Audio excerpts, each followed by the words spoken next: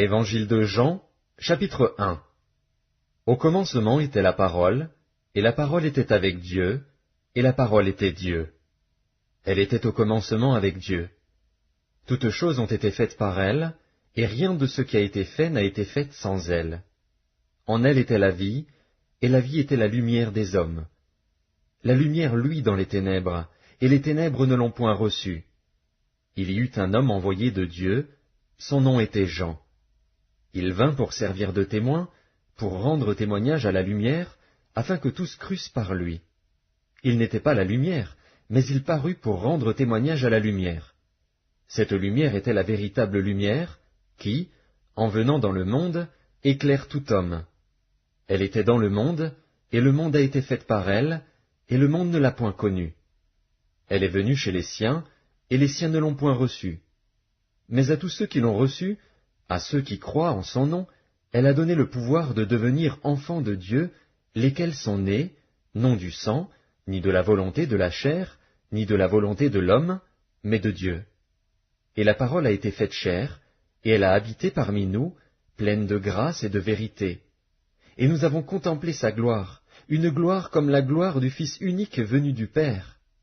Jean lui a rendu témoignage, et s'est écrié, « C'est celui dont j'ai dit, celui qui vient après moi m'a précédé, car il était avant moi. » Et nous avons tous reçu de sa plénitude, et grâce pour grâce. Car la loi a été donnée par Moïse, la grâce et la vérité sont venues par Jésus-Christ. Personne n'a jamais vu Dieu. Le Fils unique, qui est dans le sein du Père, est celui qui l'a fait connaître. Voici le témoignage de Jean, lorsque les Juifs envoyèrent de Jérusalem des sacrificateurs et des Lévites pour lui demander, « Toi, qui es-tu » Il déclara, et ne le nia point, il déclara qu'il n'était pas le Christ. Et ils lui demandèrent, « Quoi donc? Es-tu Élie » Et il dit, « Je ne le suis point. »« Es-tu le prophète » Et il répondit, « Non. » Ils lui dirent alors, « Qui es-tu » afin que nous donnions une réponse à ceux qui nous ont envoyés. « Que dis-tu de toi-même » ? Moi, dit-il, je suis la voix de celui qui crie dans le désert, « Aplanissez le chemin du Seigneur » comme a dit Ésaïe, le prophète. Ceux qui avaient été envoyés étaient des pharisiens. Ils lui firent encore cette question. « Pourquoi donc baptises-tu, si tu n'es pas le Christ, ni Élie, ni le prophète » Jean leur répondit, « Moi, je baptise d'eau, mais au milieu de vous il y a quelqu'un que vous ne connaissez pas, qui vient après moi. Je ne suis pas digne de délier la courroie de ses souliers. » Ces choses se passèrent à Béthanie, au-delà du Jourdain, où Jean baptisait. Le lendemain, il vit Jésus venant à lui, et il dit, « Voici l'agneau de Dieu, qui ôte le péché du monde. C'est celui dont j'ai dit, « Après moi vient un homme qui m'a précédé, car il était avant moi. » Je ne le connaissais pas, mais c'est afin qu'il fût manifesté à Israël que je suis venu baptiser d'eau. Jean rendit ce témoignage, « J'ai vu l'Esprit descendre du ciel comme une colombe et s'arrêter sur lui. Je ne le connaissais pas, mais celui qui m'a envoyé baptiser d'eau, celui-là m'a dit, « Celui sur qui tu verras l'Esprit descendre et s'arrêter, c'est celui qui baptise du Saint-Esprit. » Et j'ai vu, et j'ai rendu témoignage qu'il est le Fils de Dieu. Le lendemain, Jean était encore là, avec 2 de ses disciples. Et, ayant regardé Jésus qui passait, il dit, « Voilà l'agneau de Dieu. » Les 2 disciples l'entendirent prononcer ces paroles, et ils suivirent Jésus. Jésus se retourna, et voyant qu'ils le suivaient, il leur dit, « Que cherchez-vous » Ils lui répondirent, « Rabbi, ce qui signifie maître, où demeures-tu » Venez, leur dit-il, et voyez. Ils allèrent, et ils virent où il demeurait. Et ils restèrent auprès de lui ce jour-là. C'était environ la 10e heure. André, frère de Simon-Pierre, était l'un des 2 qui avaient entendu les paroles de Jean et qui avait suivi Jésus. Ce fut lui qui rencontra le premier son frère Simon, et il lui dit, « Nous avons trouvé le Messie, ce qui signifie Christ. » Et il le conduisit vers Jésus. Jésus, l'ayant regardé, dit, « Tu es Simon, fils de Jonas. Tu seras appelé Céphas, ce qui signifie Pierre. » Le lendemain, Jésus voulut se rendre en Galilée, et il rencontra Philippe. Il lui dit, « Suis-moi. » Philippe était de Bethsaïda, de la ville d'André et de Pierre. Philippe rencontra Nathanaël, et lui dit, « Nous avons trouvé celui de qui Moïse a écrit dans la loi et dont les prophètes ont parlé, Jésus de Nazareth, fils de Joseph. » Nathanaël lui dit, « Peut-il venir de Nazareth quelque chose de bon ?» Philippe lui répondit, « Viens et vois. » Jésus, voyant venir à lui Nathanaël, dit de lui, « Voici vraiment un Israélite, dans lequel il n'y a point de fraude. »« D'où me connais-tu » lui dit Nathanaël. Jésus lui répondit, « Avant que Philippe t'appelât, quand tu étais sous le figuier, je t'ai vu. » Nathanaël répondit et lui dit, « Rabbi, tu es le Fils de Dieu, tu es le roi d'Israël. » Jésus lui répondit, « Parce que je t'ai dit que je t'ai vu sous le figuier, tu crois? Tu verras de plus grandes choses que celles-ci. » Et il lui dit, « En vérité, vous verrez désormais le ciel ouvert et les anges de Dieu monter et descendre sur le Fils de l'homme. » Chapitre 2. 3 jours après, il y eut des noces à Cana en Galilée. La mère de Jésus était là, et Jésus fut aussi invité aux noces avec ses disciples. Le vin ayant manqué, la mère de Jésus lui dit, « Ils n'ont plus de vin. » Jésus lui répondit, « Femme, qu'y a-t-il entre moi et toi? Mon heure n'est pas encore venue. » Sa mère dit au serviteur, « Faites ce qu'il vous dira. » Or, il y avait là 6 vases de pierre, destinés aux purifications des Juifs, et contenant chacun 2 ou 3 mesures. Jésus leur dit, « Remplissez d'eau ces vases. » Et ils les remplirent jusqu'au bord. « Puisez maintenant, leur dit-il, et portez-en à l'ordonnateur du repas. » Et ils en portèrent. Quand l'ordonnateur du repas eut goûté l'eau changée en vin, ne sachant d'où venait ce vin, tandis que les serviteurs, qui avaient puisé l'eau, le savaient bien, il appela l'époux, et lui dit, « Tout homme sert d'abord le bon vin, puis le moins bon après qu'on s'est enivré. Toi, tu as gardé le bon vin jusqu'à présent. » Tel fut, à Cana en Galilée, le premier des miracles que fit Jésus. Il manifesta sa gloire, et ses disciples crurent en lui. Après cela, il descendit à Capernaüm, avec sa mère, ses frères et ses disciples, et ils n'y demeurèrent que peu de jours.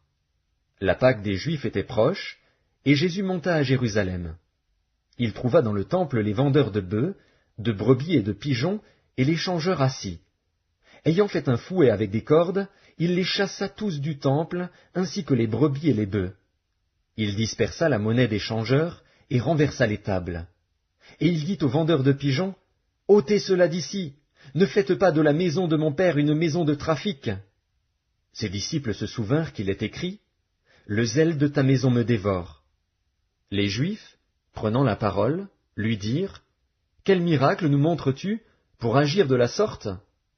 Jésus leur répondit, « Détruisez ce temple, et en 3 jours je le relèverai. » Les Juifs dirent, « Il a fallu 46 ans pour bâtir ce temple, et toi, en 3 jours tu le relèveras. » Mais il parlait du temple de son corps.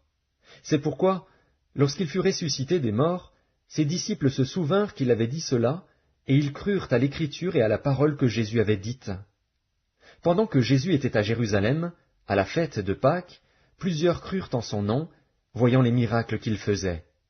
Mais Jésus ne se fiait point à eux, parce qu'il les connaissait tous, et parce qu'il n'avait pas besoin qu'on lui rendît témoignage d'aucun homme, car il savait lui-même ce qui était dans l'homme. Chapitre 3. Mais il y eut un homme d'entre les pharisiens, nommé Nicodème, un chef des Juifs, qui vint, lui, auprès de Jésus, de nuit, et lui dit, « Rabbi, nous savons que tu es un docteur venu de Dieu, car personne ne peut faire ces miracles que tu fais, si Dieu n'est avec lui. » Jésus lui répondit, « En vérité, je te le dis, si un homme ne naît de nouveau, il ne peut voir le royaume de Dieu. » Nicodème lui dit, « Comment un homme peut-il naître quand il est vieux? Peut-il rentrer dans le sein de sa mère et naître ?» Jésus répondit, « En vérité, je te le dis, si un homme ne naît d'eau et d'esprit, il ne peut entrer dans le royaume de Dieu. Ce qui est né de la chair est chair, et ce qui est né de l'esprit est esprit. Ne t'étonne pas que je t'ai dit, il faut que vous naissiez de nouveau. Le vent souffle où il veut, et tu en entends le bruit, mais tu ne sais d'où il vient, ni où il va. Il en est ainsi de tout homme qui est né de l'Esprit. Nicodème lui dit, comment cela peut-il se faire? Jésus lui répondit, tu es le docteur d'Israël, et tu ne sais pas ces choses. En vérité, je te le dis, nous disons ce que nous savons, et nous rendons témoignage de ce que nous avons vu, et vous ne recevez pas notre témoignage. Si vous ne croyez pas quand je vous ai parlé des choses terrestres, comment croirez-vous quand je vous parlerai des choses célestes? Personne n'est monté au ciel, si ce n'est celui qui est descendu du ciel, le Fils de l'homme qui est dans le ciel. Et comme Moïse éleva le serpent dans le désert, il faut de même que le Fils de l'homme soit élevé, afin que quiconque croit en lui ait la vie éternelle.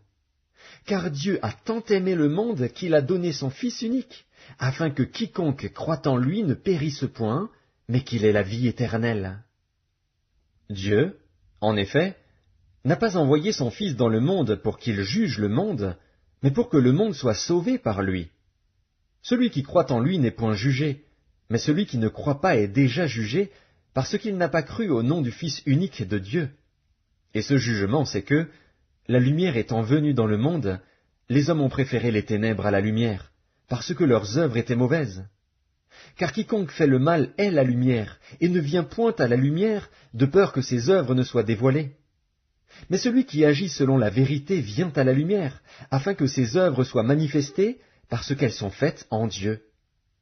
Après cela, Jésus, accompagné de ses disciples, se rendit dans la terre de Judée. Et là il demeurait avec eux, et il baptisait. Jean aussi baptisait à Hénon, près de Salim, parce qu'il y avait là beaucoup d'eau, et on y venait pour être baptisé. Car Jean n'avait pas encore été mis en prison. Or, il s'éleva de la part des disciples de Jean une dispute avec un juif touchant la purification.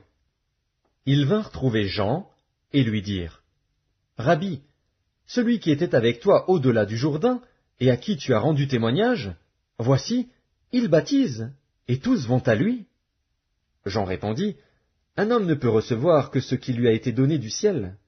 Vous-même m'êtes témoin que j'ai dit, je ne suis pas le Christ, mais j'ai été envoyé devant lui. Celui à qui appartient l'épouse, c'est l'époux. Mais l'ami de l'époux, qui se tient là et qui l'entend, éprouve une grande joie à cause de la voix de l'époux. Aussi cette joie, qui est la mienne, est parfaite. Il faut qu'il croisse, et que je diminue. Celui qui vient d'en haut est au-dessus de tous. Celui qui est de la terre est de la terre, et il parle comme étant de la terre.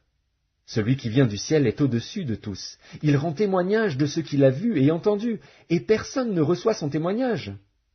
Celui qui a reçu son témoignage a certifié que Dieu est vrai. Car celui que Dieu a envoyé dit les paroles de Dieu, parce que Dieu ne lui donne pas l'esprit avec mesure. Le Père aime le Fils, et il a remis toutes choses entre ses mains. Celui qui croit au Fils a la vie éternelle.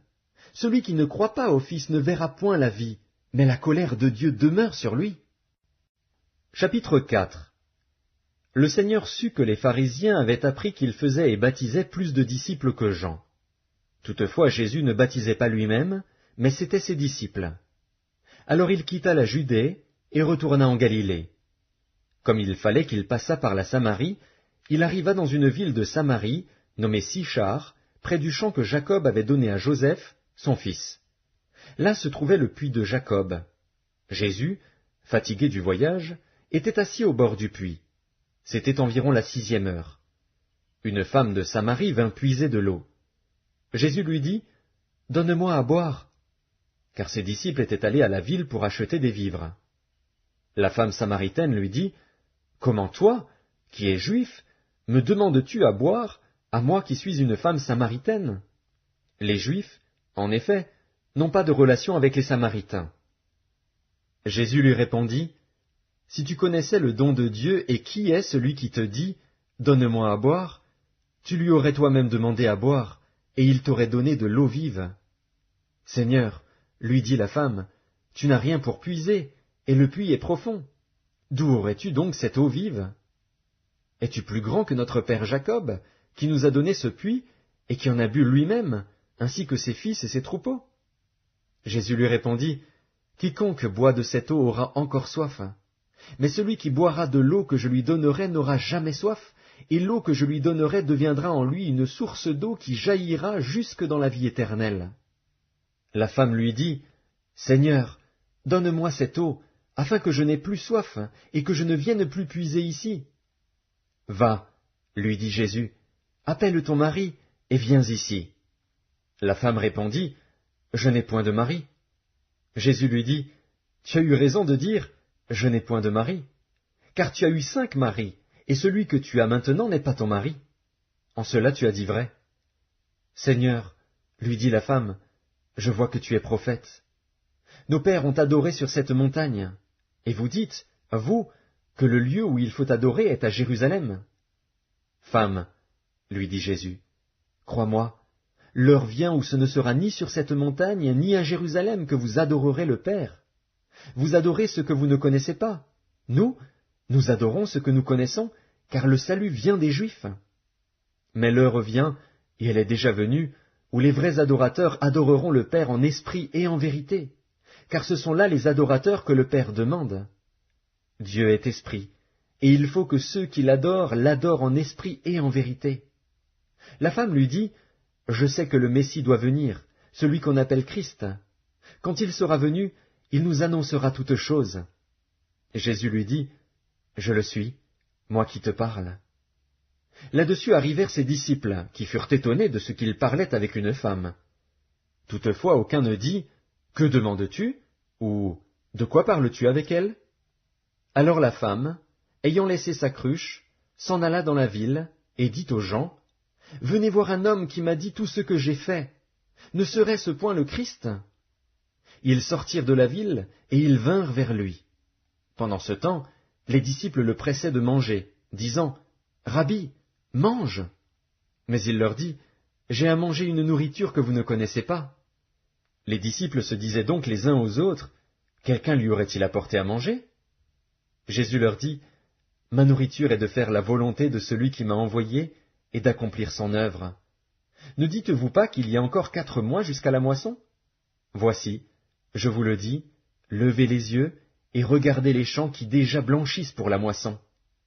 Celui qui moissonne reçoit un salaire et amasse des fruits pour la vie éternelle, afin que celui qui sème et celui qui moissonne se réjouissent ensemble. Car en ceci ce qu'on dit est vrai, autre est celui qui sème, et autre celui qui moissonne. Je vous ai envoyé moissonner ce que vous n'avez pas travaillé. D'autres ont travaillé, et vous êtes entrés dans leur travail. Plusieurs Samaritains de cette ville crurent en Jésus à cause de cette déclaration formelle de la femme, « Il m'a dit tout ce que j'ai fait. » Aussi, quand les Samaritains vinrent le trouver, ils le prièrent de rester auprès d'eux. Et il resta là 2 jours. Un beaucoup plus grand nombre crurent à cause de sa parole. Et il disait à la femme, « Ce n'est plus à cause de ce que tu as dit que nous croyons, car nous l'avons entendu nous-mêmes, et nous savons qu'il est vraiment le Sauveur du monde. » Après ces 2 jours, Jésus partit de là pour se rendre en Galilée, car il avait déclaré lui-même qu'un prophète n'est pas honoré dans sa propre patrie. Lorsqu'il arriva en Galilée, il fut bien reçu des Galiléens, qui avaient vu tout ce qu'il avait fait à Jérusalem pendant la fête, car eux aussi étaient allés à la fête. Il retourna donc à Cana en Galilée, où il avait changé l'eau en vin. Il y avait à Capernaüm un officier du roi, dont le fils était malade. Ayant appris que Jésus était venu de Judée en Galilée, il alla vers lui, et le pria de descendre et de guérir son fils, qui était près de mourir. Jésus lui dit, « Si vous ne voyez des miracles et des prodiges, vous ne croyez point. » L'officier du roi lui dit, « Seigneur, descends avant que mon enfant meure. » « Va, lui dit Jésus, ton fils vit. » Et cet homme crut à la parole que Jésus lui avait dite, et il s'en alla. Comme déjà il descendait, ses serviteurs venant à sa rencontre, lui apportèrent cette nouvelle, « Ton enfant vit. » Il leur demanda à quelle heure il s'était trouvé mieux, et ils lui dirent, « Hier, à la 7e heure, la fièvre l'a quitté. » Le père reconnut que c'était à cette heure-là que Jésus lui avait dit, « Ton fils vit. » Et il crut, lui et toute sa maison. Jésus fit encore ce second miracle lorsqu'il fut venu de Judée en Galilée. Chapitre 5. Après cela, il y eut une fête des Juifs, et Jésus monta à Jérusalem. Or, à Jérusalem, près de la porte des brebis, il y a une piscine qui s'appelle en hébreu Bethesda, et qui a 5 portiques. Sous ces portiques étaient couchés en grand nombre des malades, des aveugles, des boiteux, des paralytiques, qui attendaient le mouvement de l'eau, car un ange descendait de temps en temps dans la piscine et agitait l'eau, et celui qui y descendait le premier après que l'eau avait été agitée était guéri, quelle que fût sa maladie. Là se trouvait un homme malade depuis 38 ans. Jésus, l'ayant vu coucher, et sachant qu'il était malade depuis longtemps, lui dit, « Veux-tu être guéri ?» Le malade lui répondit, « Seigneur, je n'ai personne pour me jeter dans la piscine quand l'eau est agitée, et, pendant que j'y vais, un autre descend avant moi. »« Lève-toi, lui dit Jésus, prends ton lit, et marche. » Aussitôt cet homme fut guéri. Il prit son lit, et marcha. C'était un jour de sabbat. Les Juifs dirent donc à celui qui avait été guéri, « C'est le sabbat, il ne t'est pas permis d'emporter ton lit. » Il leur répondit, « Celui qui m'a guéri m'a dit, « Prends ton lit et marche. » Ils lui demandèrent, « Qui est l'homme qui t'a dit, « Prends ton lit et marche » ?» Mais celui qui avait été guéri ne savait pas qui c'était, car Jésus avait disparu de la foule qui était en ce lieu. Depuis, Jésus le trouva dans le temple et lui dit, « Voici, tu as été guéri, ne pêche plus, de peur qu'il ne t'arrive quelque chose de pire. » Cet homme s'en alla et annonça aux Juifs que c'était Jésus qui l'avait guéri. C'est pourquoi les Juifs poursuivaient Jésus, parce qu'il faisait ces choses le jour du sabbat. Mais Jésus leur répondit, « Mon Père agit jusqu'à présent, moi aussi, j'agis. » À cause de cela, les Juifs cherchaient encore plus à le faire mourir, non seulement parce qu'il violait le sabbat, mais parce qu'il appelait Dieu son propre Père, se faisant lui-même égal à Dieu. Jésus reprit donc la parole et leur dit, « en vérité, je vous le dis, le Fils ne peut rien faire de lui-même, il ne fait que ce qu'il voit faire au Père, et tout ce que le Père fait, le Fils aussi le fait pareillement. Car le Père aime le Fils, et lui montre tout ce qu'il fait, et il lui montrera des œuvres plus grandes que celles-ci, afin que vous soyez dans l'étonnement. Car, comme le Père ressuscite les morts et donne la vie, ainsi le Fils donne la vie à qui il veut. Le Père ne juge personne, mais il a remis tout jugement au Fils, afin que tous honorent le Fils comme ils honorent le Père. Celui qui n'honore pas le Fils n'honore pas le Père qui l'a envoyé. En vérité, je vous le dis, celui qui écoute ma parole et qui croit à celui qui m'a envoyé a la vie éternelle et ne vient point en jugement, mais il est passé de la mort à la vie. En vérité, je vous le dis, l'heure vient, et elle est déjà venue, où les morts entendront la voix du Fils de Dieu, et ceux qui l'auront entendu vivront. Car, comme le Père a la vie en lui-même, ainsi il a donné au Fils d'avoir la vie en lui-même. Et il lui a donné le pouvoir de juger, parce qu'il est Fils de l'homme. Ne vous étonnez pas de cela, car l'heure vient où tous ceux qui sont dans les sépulcres entendront sa voix et en sortiront. Ceux qui auront fait le bien ressusciteront pour la vie, mais ceux qui auront fait le mal ressusciteront pour le jugement. Je ne puis rien faire de moi-même. Selon que j'entends, je juge, et mon jugement est juste, parce que je ne cherche pas ma volonté, mais la volonté de celui qui m'a envoyé. Si c'est moi qui rends témoignage de moi-même, mon témoignage n'est pas vrai. Il y en a un autre qui rend témoignage de moi, et je sais que le témoignage qu'il rend de moi est vrai. Vous avez envoyé vers Jean, et il a rendu témoignage à la vérité. Pour moi, ce n'est pas d'un homme que je reçois le témoignage, mais je dis ceci, afin que vous soyez sauvés. Jean était la lampe qui brûle et qui luit, et vous avez voulu vous réjouir 1 heure à sa lumière. Moi, j'ai un témoignage plus grand que celui de Jean, car les œuvres que le Père m'a donné d'accomplir, ces œuvres mêmes que je fais, témoignent de moi que c'est le Père qui m'a envoyé. Et le Père qui m'a envoyé a rendu lui-même témoignage de moi. Vous n'avez jamais entendu sa voix, vous n'avez point vu sa face, et sa parole ne demeure point en vous, parce que vous ne croyez pas à celui qui l'a envoyé. Vous sondez les Écritures, parce que vous pensez avoir en elles la vie éternelle. Ce sont elles qui rendent témoignage de moi. Et vous ne voulez pas venir à moi pour avoir la vie. Je ne tire pas ma gloire des hommes, mais je sais que vous n'avez point en vous l'amour de Dieu. Je suis venu au nom de mon Père, et vous ne me recevez pas. Si un autre vient en son propre nom, vous le recevrez. Comment pouvez-vous croire, vous qui tirez votre gloire les uns des autres, et qui ne cherchez point la gloire qui vient de Dieu seul? Ne pensez pas que moi je vous accuserai devant le Père. Celui qui vous accuse, c'est Moïse, en qui vous avez mis votre espérance. Car si vous croyiez Moïse, vous me croiriez aussi, parce qu'il a écrit de moi. Mais si vous ne croyez pas à ses écrits, comment croirez-vous à mes paroles? Chapitre 6. Après cela, Jésus s'en alla de l'autre côté de la mer de Galilée, de Tibériade. Une grande foule le suivait, parce qu'elle voyait les miracles qu'il opérait sur les malades. Jésus monta sur la montagne, et là il s'assit avec ses disciples. Or, la Pâque était proche, la fête des Juifs. Ayant levé les yeux, et voyant qu'une grande foule venait à lui, Jésus dit à Philippe, « Où achèterons-nous des pains pour que ces gens aient à manger ?» Il disait cela pour l'éprouver, car il savait ce qu'il allait faire.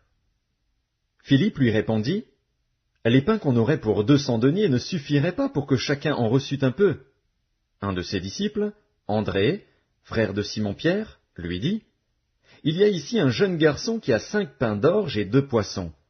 Mais qu'est-ce que cela pour tant de gens ?» Jésus dit, « Faites-les asseoir. » Il y avait dans ce lieu beaucoup d'herbe. Ils s'assirent donc, au nombre d'environ 5000 hommes. Jésus prit les pains, rendit grâce, et les distribua à ceux qui étaient assis. Il leur donna de même des poissons, autant qu'ils en voulurent. Lorsqu'ils furent rassasiés, il dit à ses disciples, « Ramassez les morceaux qui restent, afin que rien ne se perde. » Ils les ramassèrent donc, et ils remplirent 12 paniers avec les morceaux qui restèrent des 5 pains d'orge, après que tous eurent mangé. Ces gens, ayant vu le miracle que Jésus avait fait, disaient, « Celui-ci est vraiment le prophète qui doit venir dans le monde. » Et Jésus, sachant qu'ils allaient venir l'enlever pour le faire roi, se retira de nouveau sur la montagne, lui seul. Quand le soir fut venu, ses disciples descendirent au bord de la mer. Étant montés dans une barque, ils traversaient la mer pour se rendre à Capernaüm. Il faisait déjà nuit, et Jésus ne les avait pas encore rejoints. Il soufflait un grand vent, et la mer était agitée. Après avoir ramé environ 25 ou 30 stades, ils virent Jésus marchant sur la mer et s'approchant de la barque, et ils eurent peur. Mais Jésus leur dit, « C'est moi, n'ayez pas peur. » Ils voulaient donc le prendre dans la barque, et aussitôt la barque aborda au lieu où ils allaient. La foule qui était restée de l'autre côté de la mer avait remarqué qu'il ne se trouvait là qu'une seule barque, et que Jésus n'était pas monté dans cette barque avec ses disciples, mais qu'ils étaient partis seuls. Le lendemain, comme d'autres barques étaient arrivées de Tibériade près du lieu où ils avaient mangé le pain après que le Seigneur eut rendu grâce, les gens de la foule, ayant vu que ni Jésus ni ses disciples n'étaient là, montèrent eux-mêmes dans ces barques et allèrent à Capernaüm à la recherche de Jésus. Et l'ayant trouvé au-delà de la mer, ils lui dirent, « Rabbi, quand es-tu venu ici » Jésus leur répondit, « En vérité, je vous le dis, vous me cherchez, non parce que vous avez vu des miracles, mais parce que vous avez mangé des pains et que vous avez été rassasiés. Travaillez, non pour la nourriture qui périt, mais pour celle qui subsiste pour la vie éternelle, et que le Fils de l'homme vous donnera, car c'est lui que le Père, que Dieu a marqué de son sceau. » Ils lui dirent, « Que devons-nous faire pour faire les œuvres de Dieu ?» Jésus leur répondit, « L'œuvre de Dieu, c'est que vous croyiez en celui qui l'a envoyé. » « Quel miracle fais-tu donc, lui dirent-ils, afin que nous le voyions et que nous croyions en toi? Que fais-tu? Nos pères ont mangé la manne dans le désert, selon ce qui est écrit, il leur donna le pain du ciel à manger. » Jésus leur dit, « En vérité, je vous le dis, Moïse ne vous a pas donné le pain du ciel, mais mon Père vous donne le vrai pain du ciel. Car le pain de Dieu, c'est celui qui descend du ciel et qui donne la vie au monde. » Ils lui dirent, « Seigneur, donne-nous toujours ce pain. » Jésus leur dit, « Je suis le pain de vie. Celui qui vient à moi n'aura jamais faim, et celui qui croit en moi n'aura jamais soif. Mais, je vous l'ai dit, vous m'avez vu, et vous ne croyez point. Tous ceux que le Père me donne viendront à moi, et je ne mettrai pas dehors celui qui vient à moi. Car je suis descendu du ciel pour faire, non ma volonté, mais la volonté de celui qui m'a envoyé. Or, la volonté de celui qui m'a envoyé, c'est que je ne perde rien de tout ce qu'il m'a donné, mais que je le ressuscite au dernier jour. La volonté de mon Père, c'est que quiconque voit le Fils et croit en lui ait la vie éternelle, et je le ressusciterai au dernier jour. » Les Juifs murmuraient à son sujet, parce qu'il avait dit, « Je suis le pain qui est descendu du ciel. » Et ils disaient, « N'est-ce pas là Jésus, le fils de Joseph, celui dont nous connaissons le Père et la Mère. Comment donc dit-il, je suis descendu du ciel? Jésus leur répondit, ne murmurez pas entre vous. Nul ne peut venir à moi, si le Père qui m'a envoyé ne l'attire, et je le ressusciterai au dernier jour. Il est écrit dans les prophètes, ils seront tous enseignés de Dieu. Ainsi quiconque a entendu le Père et a reçu son enseignement vient à moi. C'est que nul n'a vu le Père, sinon celui qui vient de Dieu. Celui-là a vu le Père. En vérité, je vous le dis, celui qui croit en moi a la vie éternelle. Je suis le pain de vie. Vos pères ont mangé la manne dans le désert, et ils sont morts. C'est ici le pain qui descend du ciel, afin que celui qui en mange ne meure point. Je suis le pain vivant qui est descendu du ciel. Si quelqu'un mange de ce pain, il vivra éternellement. Et le pain que je donnerai, c'est ma chair, que je donnerai pour la vie du monde. Là-dessus, les Juifs disputaient entre eux, disant, « Comment peut-il nous donner sa chair à manger ?» Jésus leur dit, « En vérité, je vous le dis, si vous ne mangez la chair du Fils de l'homme, et si vous ne buvez son sang, vous n'avez point la vie en vous-même. Celui qui mange ma chair et qui boit mon sang a la vie éternelle, et je le ressusciterai au dernier jour. Car ma chair est vraiment une nourriture, et mon sang est vraiment un breuvage. Celui qui mange ma chair et qui boit mon sang demeure en moi, et je demeure en lui. Comme le Père qui est vivant m'a envoyé, et que je vis par le Père, ainsi celui qui me mange vivra par moi. C'est ici le pain qui est descendu du ciel. Il n'en est pas comme de vos pères qui ont mangé la manne et qui sont morts. Celui qui mange ce pain vivra éternellement. Jésus dit ces choses dans la synagogue, enseignant à Capernaüm.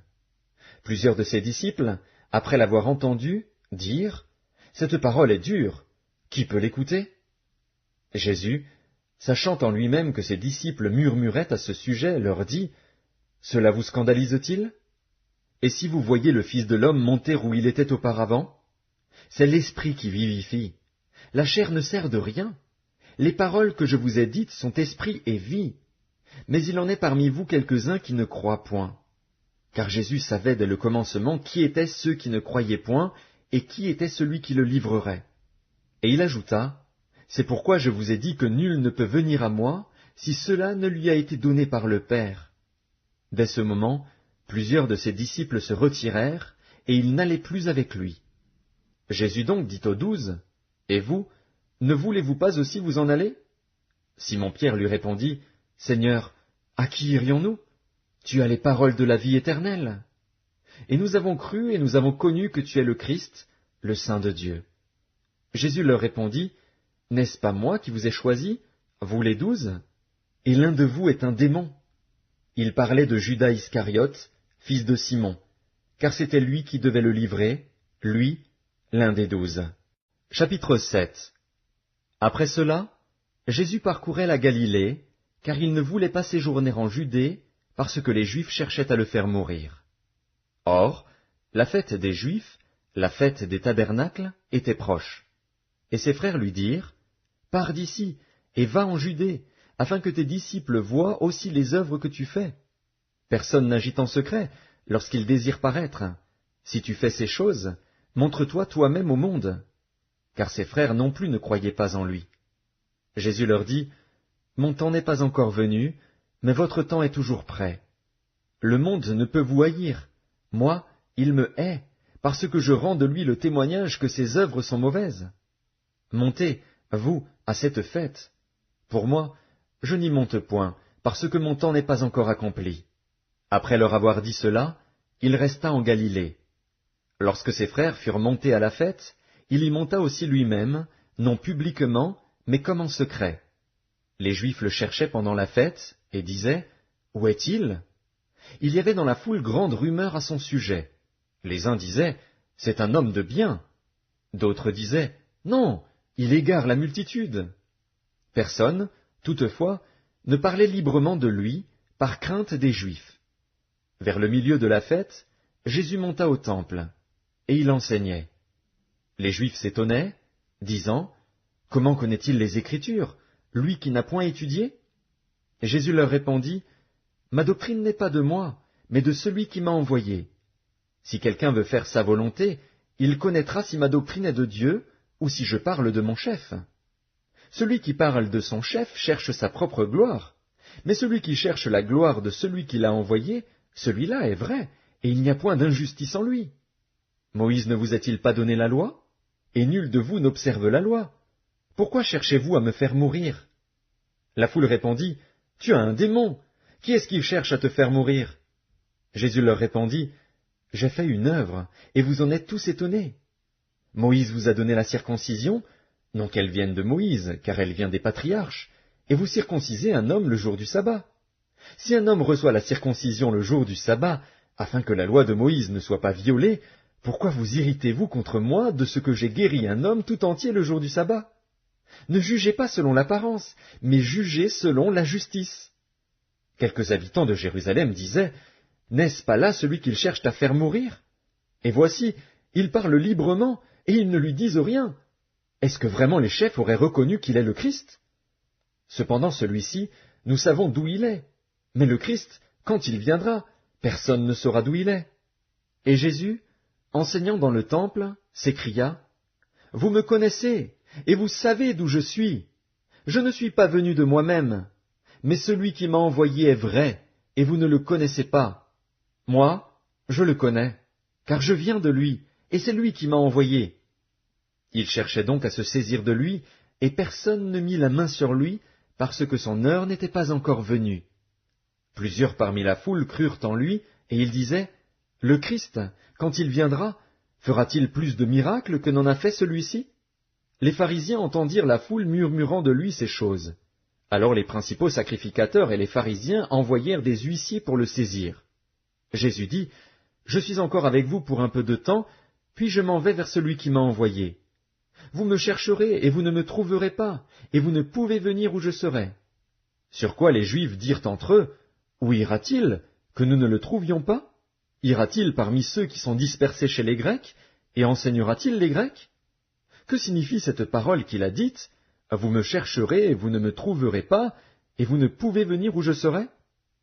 Le dernier jour, le grand jour de la fête, Jésus, se tenant debout, s'écria, Si quelqu'un a soif, qu'il vienne à moi, et qu'il boive.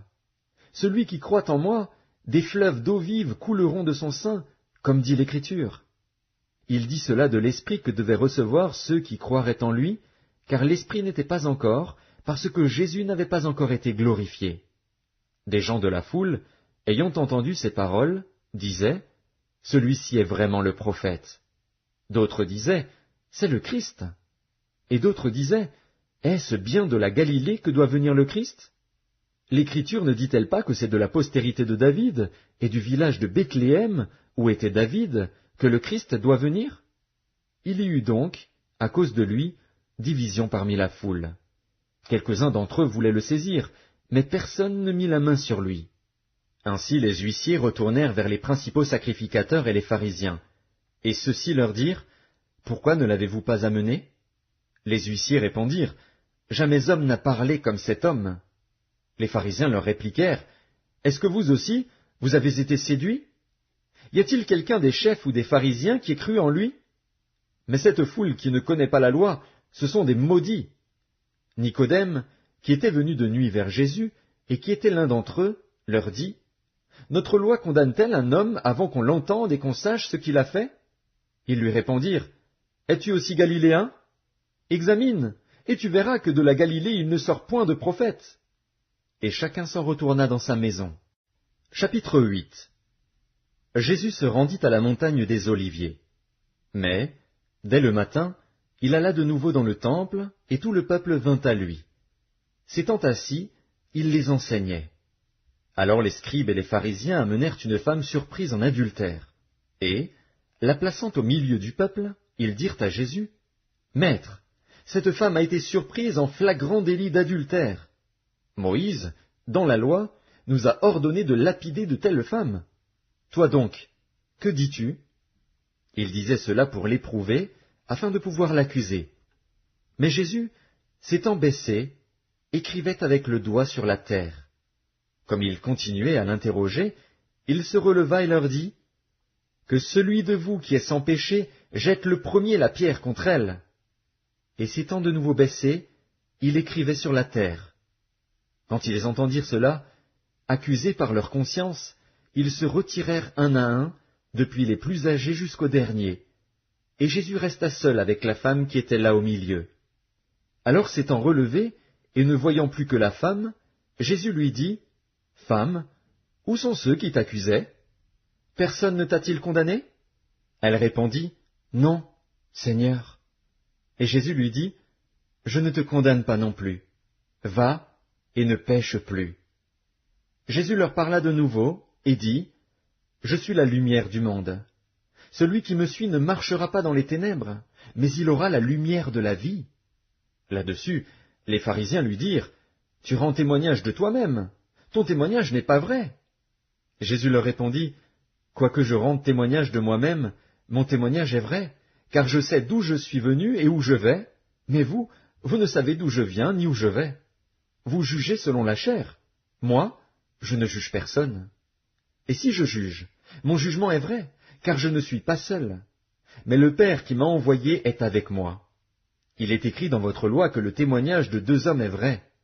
Je rends témoignage de moi-même, et le Père qui m'a envoyé rend témoignage de moi. » Ils lui dirent donc, « Où est ton Père ?» Jésus répondit, « Vous ne connaissez ni moi, ni mon Père. Si vous me connaissiez, vous connaîtriez aussi mon Père. » Jésus dit ces paroles, enseignant dans le temple, au lieu où était le trésor, et personne ne le saisit, parce que son heure n'était pas encore venue. Jésus leur dit encore, « Je m'en vais, et vous me chercherez, et vous mourrez dans votre péché. Vous ne pouvez venir où je vais. » Sur quoi les Juifs dirent, « Se tuera-t-il lui-même, puisqu'il dit, « Vous ne pouvez venir où je vais ?» Et il leur dit, « Vous êtes d'en bas, moi, je suis d'en haut. Vous êtes de ce monde, moi, je ne suis pas de ce monde. C'est pourquoi je vous ai dit que vous mourrez dans vos péchés, car si vous ne croyez pas ce que je suis, vous mourrez dans vos péchés. » « Qui es-tu » lui dirent-ils. Jésus leur répondit, « Ce que je vous dis dès le commencement. J'ai beaucoup de choses à dire de vous et à juger en vous, mais celui qui m'a envoyé est vrai, et ce que j'ai entendu de lui, je le dis au monde. » Ils ne comprirent point qu'il leur parlait du Père. Jésus donc leur dit, « Quand vous aurez élevé le Fils de l'homme, alors vous connaîtrez ce que je suis, et que je ne fais rien de moi-même, mais que je parle selon ce que le Père m'a enseigné. Celui qui m'a envoyé est avec moi. Il ne m'a pas laissé seul, parce que je fais toujours ce qui lui est agréable. » Comme Jésus parlait ainsi, plusieurs crurent en lui. Et il dit aux Juifs qui avaient cru en lui, « Si vous demeurez dans ma parole, vous êtes vraiment mes disciples. Vous connaîtrez la vérité, et la vérité vous affranchira. » Ils lui répondirent, « Nous sommes la postérité d'Abraham, et nous ne fûmes jamais esclaves de personne. Comment dis-tu, vous deviendrez libres? » « En vérité, je vous le dis, » leur répliqua Jésus, « quiconque se livre au péché est esclave du péché. Or, l'esclave ne demeure pas toujours dans la maison, le Fils y demeure toujours. Si donc le Fils vous affranchit, vous serez réellement libres. Je sais que vous êtes la postérité d'Abraham, mais vous cherchez à me faire mourir, parce que ma parole ne pénètre pas en vous. Je dis ce que j'ai vu chez mon Père, et vous faites ce que vous avez entendu de la part de votre Père. » Ils lui répondirent, « Notre Père, c'est Abraham. » Jésus leur dit, « Si vous étiez enfants d'Abraham, vous feriez les œuvres d'Abraham. Mais maintenant vous cherchez à me faire mourir, moi qui vous ai dit la vérité que j'ai entendue de Dieu. Cela, Abraham ne l'a point fait. Vous faites les œuvres de votre Père. » Ils lui dirent, « Nous ne sommes pas des enfants illégitimes. Nous avons un seul Père, Dieu. » Jésus leur dit, « Si Dieu était votre Père, vous m'aimeriez, car c'est de Dieu que je suis sorti et que je viens. Je ne suis pas venu de moi-même, mais c'est lui qui m'a envoyé. Pourquoi ne comprenez-vous pas mon langage? Parce que vous ne pouvez écouter ma parole. Vous avez pour père le diable, et vous voulez accomplir les désirs de votre père. Il a été meurtrier dès le commencement, et il ne se tient pas dans la vérité, parce qu'il n'y a pas de vérité en lui. Lorsqu'il profère le mensonge, il parle de son propre fond, car il est menteur et le père du mensonge. Et moi, parce que je dis la vérité, vous ne me croyez pas. Qui de vous me convaincra de péché? Si je dis la vérité, pourquoi ne me croyez-vous pas? Celui qui est de Dieu écoute les paroles de Dieu. Vous n'écoutez pas, parce que vous n'êtes pas de Dieu. » Les Juifs lui répondirent, « N'avons-nous pas raison de dire que tu es un Samaritain et que tu es un démon ?»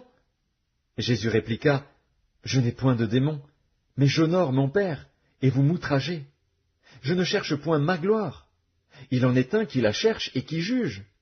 En vérité, je vous le dis, si quelqu'un garde ma parole, il ne verra jamais la mort. » Maintenant, lui dirent les Juifs, « Nous connaissons que tu es un démon.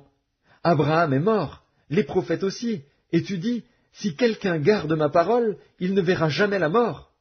Es-tu plus grand que notre père Abraham, qui est mort? Les prophètes aussi sont morts. Qui prétends-tu être? » Jésus répondit, « Si je me glorifie moi-même, ma gloire n'est rien. C'est mon Père qui me glorifie, lui que vous dites être votre Dieu, et que vous ne connaissez pas. Pour moi, je le connais. Et, si je disais que je ne le connais pas, je serais semblable à vous, un menteur. Mais je le connais, et je garde sa parole. Abraham, votre père, a tressailli de joie de ce qu'il verrait mon jour. Il l'a vu, et il s'est réjoui. » Les Juifs lui dirent, « Tu n'as pas encore 50 ans, et tu as vu Abraham ?» Jésus leur dit, « En vérité, je vous le dis, avant qu'Abraham fût, je suis. » Là-dessus, ils prirent des pierres pour les jeter contre lui. Mais Jésus se cacha, et il sortit du temple. Chapitre 9. Jésus vit, en passant, un homme aveugle de naissance. Ses disciples lui firent cette question, « Rabbi, qui a péché, cet homme ou ses parents, pour qu'il soit né aveugle ?» Jésus répondit, « Ce n'est pas que lui ou ses parents aient péché, mais c'est afin que les œuvres de Dieu soient manifestées en lui. Il faut que je fasse, tandis qu'il est jour, les œuvres de celui qui m'a envoyé. La nuit vient où personne ne peut travailler. Pendant que je suis dans le monde, je suis la lumière du monde. » Après avoir dit cela, il cracha à terre et fit de la boue avec sa salive. Puis il appliqua cette boue sur les yeux de l'aveugle et lui dit, « Va, et lave-toi au réservoir de Siloé, nom qui signifie envoyé. » Il y alla, se lava, et s'en retourna voyant clair. Ses voisins et ceux qui auparavant l'avaient connu comme un mendiant disaient, « N'est-ce pas là celui qui se tenait assis et qui mendiait ?» Les uns disaient, « C'est lui. » D'autres disaient, « Non, mais il lui ressemble. » Et lui-même disait, « C'est moi. » Ils lui dirent donc, « Comment tes yeux ont-ils été ouverts ?» Il répondit, « L'homme qu'on appelle Jésus a fait de la boue, a oint mes yeux, et m'a dit, « Va au réservoir de Siloé, et lave-toi. » J'y suis allé, je me suis lavé, et j'ai recouvré la vue. Ils lui dirent, « Où est cet homme ?» Il répondit, « Je ne sais. » Ils menèrent vers les pharisiens celui qui avait été aveugle. Or, c'était un jour de sabbat que Jésus avait fait de la boue et lui avait ouvert les yeux. De nouveau, les pharisiens aussi lui demandèrent comment il avait recouvré la vue. Et il leur dit, « Il a appliqué de la boue sur mes yeux, je me suis lavé, et je vois. » Sur quoi quelques-uns des pharisiens dirent, « Cet homme ne vient pas de Dieu, car il n'observe pas le sabbat. » D'autres dirent, « Comment un homme pécheur peut-il faire de tels miracles ?» Et il y eut division parmi eux. Ils dirent encore à l'aveugle, « Toi, que dis-tu de lui, sur ce qu'il t'a ouvert les yeux ?» Il répondit, « C'est un prophète. » Les Juifs ne crurent point qu'il eût été aveugle et qu'il eût recouvré la vue jusqu'à ce qu'ils eussent fait venir ses parents.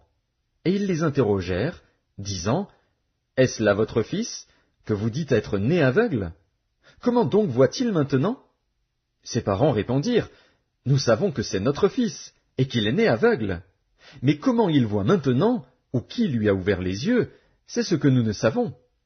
Interrogez-le lui-même, il a de l'âge, il parlera de ce qui le concerne. » Ses parents dirent cela parce qu'ils craignaient les Juifs, car les Juifs étaient déjà convenus que, si quelqu'un reconnaissait Jésus pour le Christ, il serait exclu de la synagogue. C'est pourquoi ses parents dirent, « Il a de l'âge, interrogez-le lui-même. » Les pharisiens appelèrent une seconde fois l'homme qui avait été aveugle, et ils lui dirent, « Donne gloire à Dieu, nous savons que cet homme est un pécheur. » Il répondit, « S'il est un pécheur, je ne sais. Je sais une chose, c'est que j'étais aveugle et que maintenant je vois. » Ils lui dirent, « Que t'a-t-il fait? Comment t'a-t-il ouvert les yeux ?» Il leur répondit, « Je vous l'ai déjà dit, et vous n'avez pas écouté. Pourquoi voulez-vous l'entendre encore? Voulez-vous aussi devenir ses disciples ?» Ils l'injurièrent et dirent, « C'est toi qui es son disciple. Nous sommes disciples de Moïse. Nous savons que Dieu a parlé à Moïse, mais celui-ci, nous ne savons d'où il est. » Cet homme leur répondit, « Il est étonnant que vous ne sachiez d'où il est, et cependant il m'a ouvert les yeux. Nous savons que Dieu n'exauce point les pécheurs, mais si quelqu'un l'honore et fait sa volonté, c'est celui-là qui l'exauce. Jamais on n'a entendu dire que quelqu'un ait ouvert les yeux d'un aveugle-né. Si cet homme ne venait pas de Dieu, il ne pourrait rien faire. » Ils lui répondirent, « Tu es né tout entier dans le péché, et tu nous enseignes. » Et ils le chassèrent. Jésus apprit qu'ils l'avaient chassé, et, l'ayant rencontré, il lui dit, « Crois-tu au Fils de Dieu ?» Il répondit, « Et qui est-il, Seigneur, afin que je croie en lui ?» « Tu l'as vu, lui dit Jésus, et celui qui te parle, c'est lui. » Et il dit, « Je crois, Seigneur. » Et il se prosterna devant lui. Puis Jésus dit, « Je suis venu dans ce monde pour un jugement, pour que ceux qui ne voient point voient, et que ceux qui voient deviennent aveugles. » Quelques pharisiens qui étaient avec lui, ayant entendu ces paroles, lui dirent, « Nous aussi, sommes-nous aveugles ?» Jésus leur répondit, « Si vous étiez aveugles, vous n'auriez pas de péché. Mais maintenant vous dites, « Nous voyons. » C'est pour cela que votre péché subsiste. Chapitre 10. En vérité, je vous le dis, celui qui n'entre pas par la porte dans la bergerie, mais qui y monte par ailleurs, est un voleur et un brigand. Mais celui qui entre par la porte est le berger des brebis. Le portier lui ouvre, et les brebis entendent sa voix. Il appelle par leur nom les brebis qui lui appartiennent, et il les conduit dehors. Lorsqu'il a fait sortir toutes ses propres brebis, il marche devant elles, et les brebis le suivent, parce qu'elles connaissent sa voix. Elles ne suivront point un étranger, mais elles fuiront loin de lui, parce qu'elles ne connaissent pas la voix des étrangers. Jésus leur dit cette parabole, mais ils ne comprirent pas de quoi il leur parlait. Jésus leur dit encore, « En vérité, je vous le dis, je suis la porte des brebis. Tous ceux qui sont venus avant moi sont des voleurs et des brigands, mais les brebis ne les ont point écoutés. Je suis la porte. Si quelqu'un entre par moi, il sera sauvé. Il entrera et il sortira, et il trouvera des pâturages. Le voleur ne vient que pour dérober, égorger et détruire. Moi, je suis venu afin que les brebis aient la vie, et qu'elles soient dans l'abondance. Je suis le bon berger. Le bon berger donne sa vie pour ses brebis. Mais le mercenaire, qui n'est pas le berger, et à qui n'appartiennent pas les brebis, voit venir le loup, abandonne les brebis, et prend la fuite. Et le loup les ravit et les disperse. Le mercenaire s'enfuit, parce qu'il est mercenaire, et qu'il ne se met point en peine des brebis. Je suis le bon berger. Je connais mes brebis, et elles me connaissent, comme le Père me connaît et comme je connais le Père, et je donne ma vie pour mes brebis. J'ai encore d'autres brebis qui ne sont pas de cette bergerie. Celles-là, il faut que je les amène. Elles entendront ma voix, et il y aura un seul troupeau, un seul berger. Le Père m'aime, parce que je donne ma vie, afin de la reprendre. Personne ne me l'ôte, mais je la donne de moi-même. J'ai le pouvoir de la donner, et j'ai le pouvoir de la reprendre. Tel est l'ordre que j'ai reçu de mon Père. Il y eut de nouveau, à cause de ces paroles, division parmi les Juifs. Plusieurs d'entre eux disaient, « Il a un démon, il est fou, pourquoi l'écoutez-vous » D'autres disaient, « Ce ne sont pas les paroles d'un démoniaque. Un démon peut-il ouvrir les yeux des aveugles » On célébrait à Jérusalem la fête de la dédicace. C'était l'hiver. Et Jésus se promenait dans le temple, sous le portique de Salomon. Les Juifs l'entourèrent et lui dirent, « Jusque à quand tiendras-tu notre esprit en suspens? Si tu es le Christ, dis-le-nous franchement. » Jésus leur répondit, « Je vous l'ai dit, et vous ne croyez pas. Les œuvres que je fais au nom de mon Père rendent témoignage de moi. Mais vous ne croyez pas, parce que vous n'êtes pas de mes brebis. Mes brebis entendent ma voix. Je les connais, et elles me suivent. Je leur donne la vie éternelle, et elles ne périront jamais, et personne ne les ravira de ma main. Mon Père, qui me les a donnés, est plus grand que tous, et personne ne peut les ravir de la main de mon Père. Moi et le Père, nous sommes un. » Alors les Juifs prirent de nouveau des pierres pour le lapider. Jésus leur dit, « Je vous ai fait voir plusieurs bonnes œuvres venant de mon Père. Pour laquelle me lapidez-vous » Les Juifs lui répondirent, « Ce n'est point pour une bonne œuvre que nous te lapidons, mais pour un blasphème, et parce que toi, qui es un homme, tu te fais Dieu. » Jésus leur répondit, « N'est-il pas écrit dans votre loi, j'ai dit, vous êtes des dieux » Si elle a appelé Dieu ceux à qui la parole de Dieu a été adressée, et si l'Écriture ne peut être anéantie, celui que le Père a sanctifié et envoyé dans le monde, vous lui dites, « Tu blasphèmes » et cela parce que j'ai dit, « Je suis le Fils de Dieu. » Si je ne fais pas les œuvres de mon Père, ne me croyez pas. Mais si je les fais, quand même vous ne me croyez point, croyez à ces œuvres, afin que vous sachiez et reconnaissiez que le Père est en moi et que je suis dans le Père. Là-dessus, ils cherchèrent encore à le saisir, mais il s'échappa de leurs mains. Jésus s'en alla de nouveau au-delà du Jourdain, dans le lieu où Jean avait d'abord baptisé, et il y demeura. Beaucoup de gens vinrent à lui, et ils disaient, « Jean n'a fait aucun miracle. » Mais tout ce que Jean a dit de cet homme était vrai. Et, dans ce lieu-là, plusieurs crurent en lui. Chapitre 11. Il y avait un homme malade, Lazare, de Béthanie, village de Marie et de Marthe, sa sœur. C'était cette Marie qui oignit de parfum le Seigneur et qui lui essuya les pieds avec ses cheveux, et c'était son frère Lazare qui était malade. Les sœurs envoyèrent dire à Jésus, « Seigneur, voici, celui que tu aimes est malade. » Après avoir entendu cela, Jésus dit, « Cette maladie n'est point à la mort, mais elle est pour la gloire de Dieu, afin que le Fils de Dieu soit glorifié par elle. » Or, Jésus aimait Marthe, et sa sœur, et Lazare. Lors donc qu'il eut appris que Lazare était malade, il resta 2 jours encore dans le lieu où il était, et il dit ensuite aux disciples, « Retournons en Judée. » Les disciples lui dirent, « Rabbi, les Juifs tout récemment cherchaient à te lapider, et tu retournes en Judée. » Jésus répondit, « N'y a-t-il pas 12 heures au jour? Si quelqu'un marche pendant le jour, il ne bronche point, parce qu'il voit la lumière de ce monde. Mais, si quelqu'un marche pendant la nuit, il bronche, parce que la lumière n'est pas en lui. » Après ces paroles, il leur dit, « Lazare, notre ami, dort, mais je vais le réveiller. » Les disciples lui dirent, « Seigneur, s'il dort, il sera guéri. » Jésus avait parlé de sa mort, mais ils crurent qu'il parlait de l'assoupissement du sommeil. Alors Jésus leur dit ouvertement, « Lazare est mort, et, à cause de vous, afin que vous croyiez, je me réjouis de ce que je n'étais pas là. Mais allons vers lui. » Sur quoi Thomas, appelé Didyme, dit aux autres disciples, « Allons aussi, afin de mourir avec lui. » Jésus, étant arrivé, trouva que Lazare était déjà depuis 4 jours dans le sépulcre.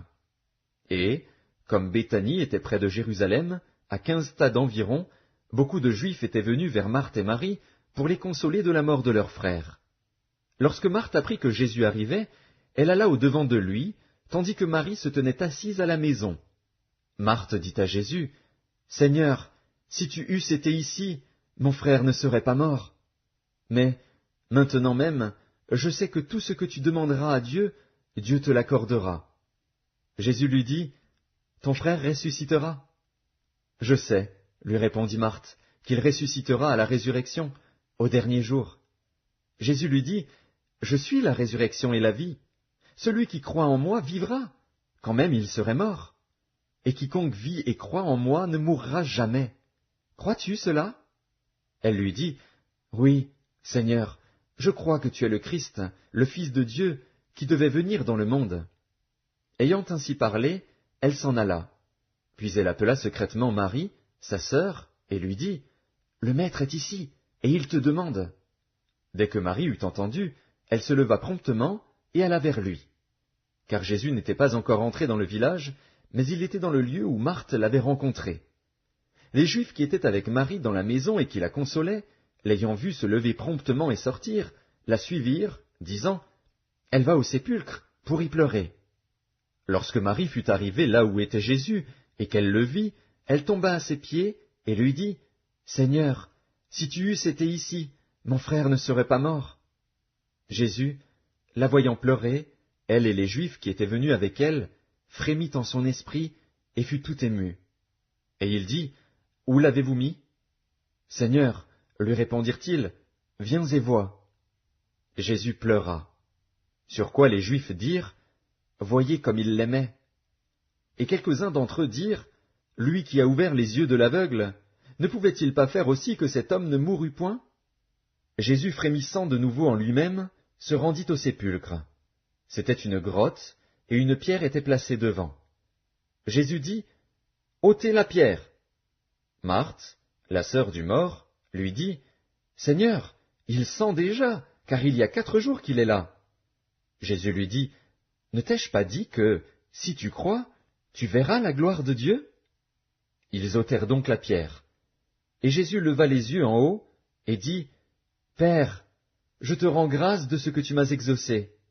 Pour moi, je savais que tu m'exauces toujours, mais j'ai parlé à cause de la foule qui m'entoure, afin qu'ils croient que c'est toi qui m'as envoyé. » Ayant dit cela, il cria d'une voix forte, « Lazare, sors !»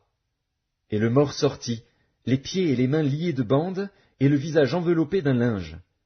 Jésus leur dit, « Déliez-le, et laissez-le aller. » Plusieurs des Juifs qui étaient venus vers Marie, et qui virent ce que fit Jésus, crurent en lui.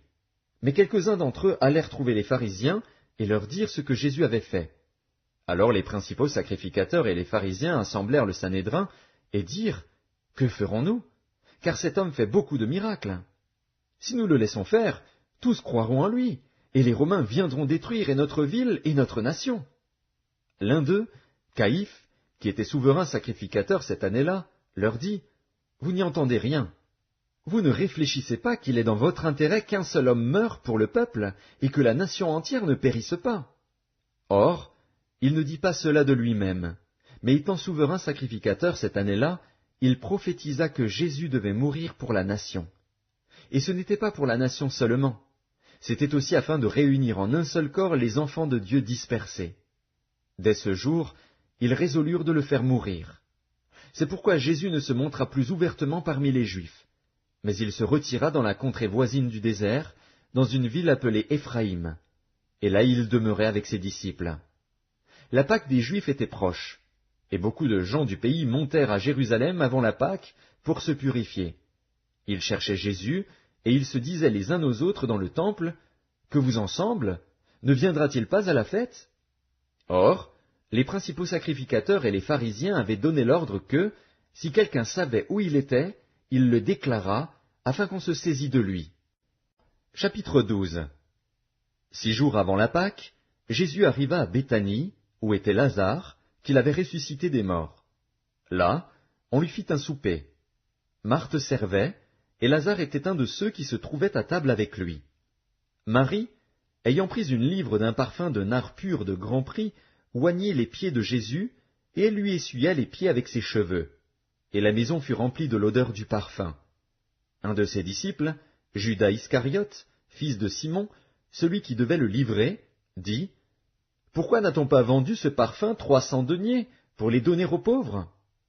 Il disait cela, non qu'il se mît en peine des pauvres, mais parce qu'il était voleur, et que, tenant la bourse, il prenait ce qu'on y mettait. Mais Jésus dit, « Laisse-la garder ce parfum pour le jour de ma sépulture. Vous avez toujours les pauvres avec vous, mais vous ne m'avez pas toujours. » Une grande multitude de Juifs apprirent que Jésus était à Béthanie, et ils y vinrent, non pas seulement à cause de lui, mais aussi pour voir Lazare, qu'il avait ressuscité des morts. Les principaux sacrificateurs délibérèrent de faire mourir aussi Lazare, parce que beaucoup de Juifs se retiraient d'eux à cause de lui et croyaient en Jésus. Le lendemain, une foule nombreuse de gens venus à la fête, ayant entendu dire que Jésus se rendait à Jérusalem, prirent des branches de palmier et allèrent au-devant de lui, en criant « Hosanna! Béni soit celui qui vient au nom du Seigneur, le roi d'Israël !» Jésus trouva un ânon et s'assit dessus, selon ce qui est écrit, « Ne crains point, fille de Sion, voici, ton roi vient, assis sur le petit d'une ânesse. » Ses disciples ne comprirent pas d'abord ces choses, mais, lorsque Jésus eut été glorifié, ils se souvinrent qu'elles étaient écrites de lui, et qu'ils les avaient été accomplis à son égard. Tous ceux qui étaient avec Jésus, quand il appela Lazare du sépulcre et le ressuscita des morts, lui rendaient témoignage. Et la foule vint au-devant de lui, parce qu'elle avait appris qu'il avait fait ce miracle. Les pharisiens se dirent donc les uns aux autres, « Vous voyez que vous ne gagnez rien. Voici, le monde est allé après lui. » Quelques Grecs, du nombre de ceux qui étaient montés pour adorer pendant la fête, s'adressèrent à Philippe, de Bethsaïda en Galilée, et lui dirent avec instance, « Seigneur, nous voudrions voir Jésus. » Philippe alla le dire à André, puis André et Philippe le dirent à Jésus.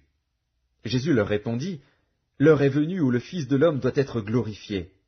En vérité, je vous le dis, si le grain de blé qui est tombé en terre ne meurt, il reste seul. Mais, s'il meurt, il porte beaucoup de fruits. Celui qui aime sa vie la perdra, et celui qui hait sa vie dans ce monde la conservera pour la vie éternelle. Si quelqu'un me sert, qu'il me suive. Et là où je suis, là aussi sera mon serviteur. Si quelqu'un me sert, le Père l'honorera. Maintenant mon âme est troublée. Et que dirai-je? Père, délivre-moi de cette heure. Mais c'est pour cela que je suis venu jusqu'à cette heure. Père, glorifie ton nom. Et une voix vint du ciel. Je l'ai glorifié, et je le glorifierai encore. La foule qui était là, et qui avait entendu, disait que c'était un tonnerre. D'autres disaient, un ange lui a parlé. Jésus dit, ce n'est pas à cause de moi que cette voix s'est fait entendre, c'est à cause de vous. Maintenant a lieu le jugement de ce monde. Maintenant le prince de ce monde sera jeté dehors. Et moi, quand j'aurai été élevé de la terre, j'attirerai tous les hommes à moi. En parlant ainsi, il indiquait de quelle mort il devait mourir. La foule lui répondit, « Nous avons appris par la loi que le Christ demeure éternellement. Comment donc dis-tu, il faut que le Fils de l'homme soit élevé? Qui est ce Fils de l'homme » Jésus leur dit, « La lumière est encore pour un peu de temps au milieu de vous. Marchez, pendant que vous avez la lumière, afin que les ténèbres ne vous surprennent point. Celui qui marche dans les ténèbres ne sait où il va. Pendant que vous avez la lumière, croyez en la lumière, afin que vous soyez des enfants de lumière. » Jésus dit ces choses, puis il s'en alla, et se cacha loin d'eux. Malgré tant de miracles qu'il avait faits en leur présence, ils ne croyaient pas en lui, afin que s'accomplît la parole qu'Ésaïe, le prophète, a prononcée. « Seigneur, qui a cru à notre prédication? Et à qui le bras du Seigneur a-t-il été révélé? » Aussi ne pouvaient-ils croire, parce qu'Ésaïe a dit encore, « Il a aveuglé leurs yeux, et il a endurci leur cœur, de peur qu'ils ne voient des yeux, qu'ils ne comprennent du cœur, qu'ils ne se convertissent, et que je ne les guérisse. » Ésaïe dit ces choses lorsqu'il vit sa gloire, et qu'il parla de lui. Cependant, même parmi les chefs, plusieurs crurent en lui. Mais, à cause des pharisiens, ils n'en faisaient pas l'aveu, dans la crainte d'être exclus de la synagogue. Car ils aimèrent la gloire des hommes plus que la gloire de Dieu. Or, Jésus s'était écrié, « Celui qui croit en moi croit, non pas en moi, mais en celui qui m'a envoyé. Et celui qui me voit, voit celui qui m'a envoyé. Je suis venu comme une lumière dans le monde, afin que quiconque croit en moi ne demeure pas dans les ténèbres. Si quelqu'un entend mes paroles et ne les garde point, ce n'est pas moi qui le juge, car je suis venu non pour juger le monde, mais pour sauver le monde. Celui qui me rejette et qui ne reçoit pas mes paroles à son juge, la parole que j'ai annoncée, c'est elle qui le jugera au dernier jour. Car je n'ai point parlé de moi-même, mais le Père, qui m'a envoyé, m'a prescrit lui-même ce que je dois dire et annoncer. Et je sais que son commandement est la vie éternelle. C'est pourquoi les choses que je dis, je les dis comme le Père me les a dites. Chapitre 13. Avant la fête de Pâques, Jésus, sachant que son heure était venue de passer de ce monde au Père, et ayant aimé les siens qui étaient dans le monde, mit le comble à son amour pour eux. Pendant le souper, lorsque le diable avait déjà inspiré au cœur de Judas Iscariote, fils de Simon, le dessein de le livrer, Jésus, qui savait que le Père avait remis toutes choses entre ses mains, qu'il était venu de Dieu, et qu'il s'en allait à Dieu, se leva de table, ôta ses vêtements, et prit un linge, dont il se ceignit. Ensuite il versa de l'eau dans un bassin, et il se mit à laver les pieds des disciples, et à les essuyer avec le linge dont il était ceint. Il vint donc à Simon-Pierre. Et Pierre lui dit, « Toi, Seigneur, tu me laves les pieds ?» Jésus lui répondit, « Ce que je fais, tu ne le comprends pas maintenant, mais tu le comprendras bientôt. » Pierre lui dit, « Non, jamais tu ne me laveras les pieds. » Jésus lui répondit, « Si je ne te lave, tu n'auras point de part avec moi. » Simon-Pierre lui dit, « Seigneur, non seulement les pieds, mais encore les mains et la tête. » Jésus lui dit, « Celui qui est lavé n'a besoin que de se laver les pieds pour être entièrement pur, et vous êtes purs, mais non pas tous. » Car il connaissait celui qui le livrait, c'est pourquoi il dit, « Vous n'êtes pas tous purs. » Après qu'il leur eut lavé les pieds et qu'il eut pris ses vêtements, il se remit à table et leur dit, « Comprenez-vous ce que je vous ai fait? Vous m'appelez Maître et Seigneur, et vous dites bien, car je le suis. Si donc je vous ai lavé les pieds, moi, le Seigneur et le Maître, vous devez aussi vous laver les pieds les uns aux autres. Car je vous ai donné un exemple, afin que vous fassiez comme je vous ai fait. En vérité, je vous le dis, le serviteur n'est pas plus grand que son Seigneur, ni l'apôtre plus grand que celui qui l'a envoyé. Si vous savez ces choses, vous êtes heureux, pourvu que vous les pratiquiez. Ce n'est pas de vous tous que je parle. Je connais ceux que j'ai choisis. Mais il faut que l'Écriture s'accomplisse. Celui qui mange avec moi le pain a levé son talon contre moi. Dès à présent, je vous le dis, avant que la chose arrive, afin que, lorsqu'elle arrivera, vous croyiez à ce que je suis. En vérité, je vous le dis, celui qui reçoit celui que j'aurai envoyé me reçoit, et celui qui me reçoit, reçoit celui qui m'a envoyé. » Ayant ainsi parlé, Jésus fut troublé en son esprit, et il dit expressément, « En vérité, je vous le dis, l'un de vous me livrera. » Les disciples se regardaient les uns les autres, ne sachant de qui ils parlaient. Un des disciples, celui que Jésus aimait, était couché sur le sein de Jésus. Simon-Pierre lui fit signe de demander qui était celui dont parlait Jésus. Et ce disciple, s'étant penché sur la poitrine de Jésus, lui dit, « Seigneur, qui est-ce » Jésus répondit, « C'est celui à qui je donnerai le morceau trempé. » Et, ayant trempé le morceau, il le donna à Judas, fils de Simon, l'Iscariote. Dès que le morceau fut donné, Satan entra dans Judas.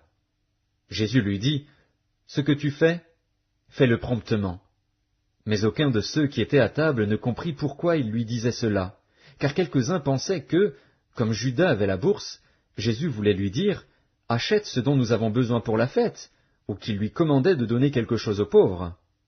Judas, ayant pris le morceau, se hâta de sortir. Il était nuit.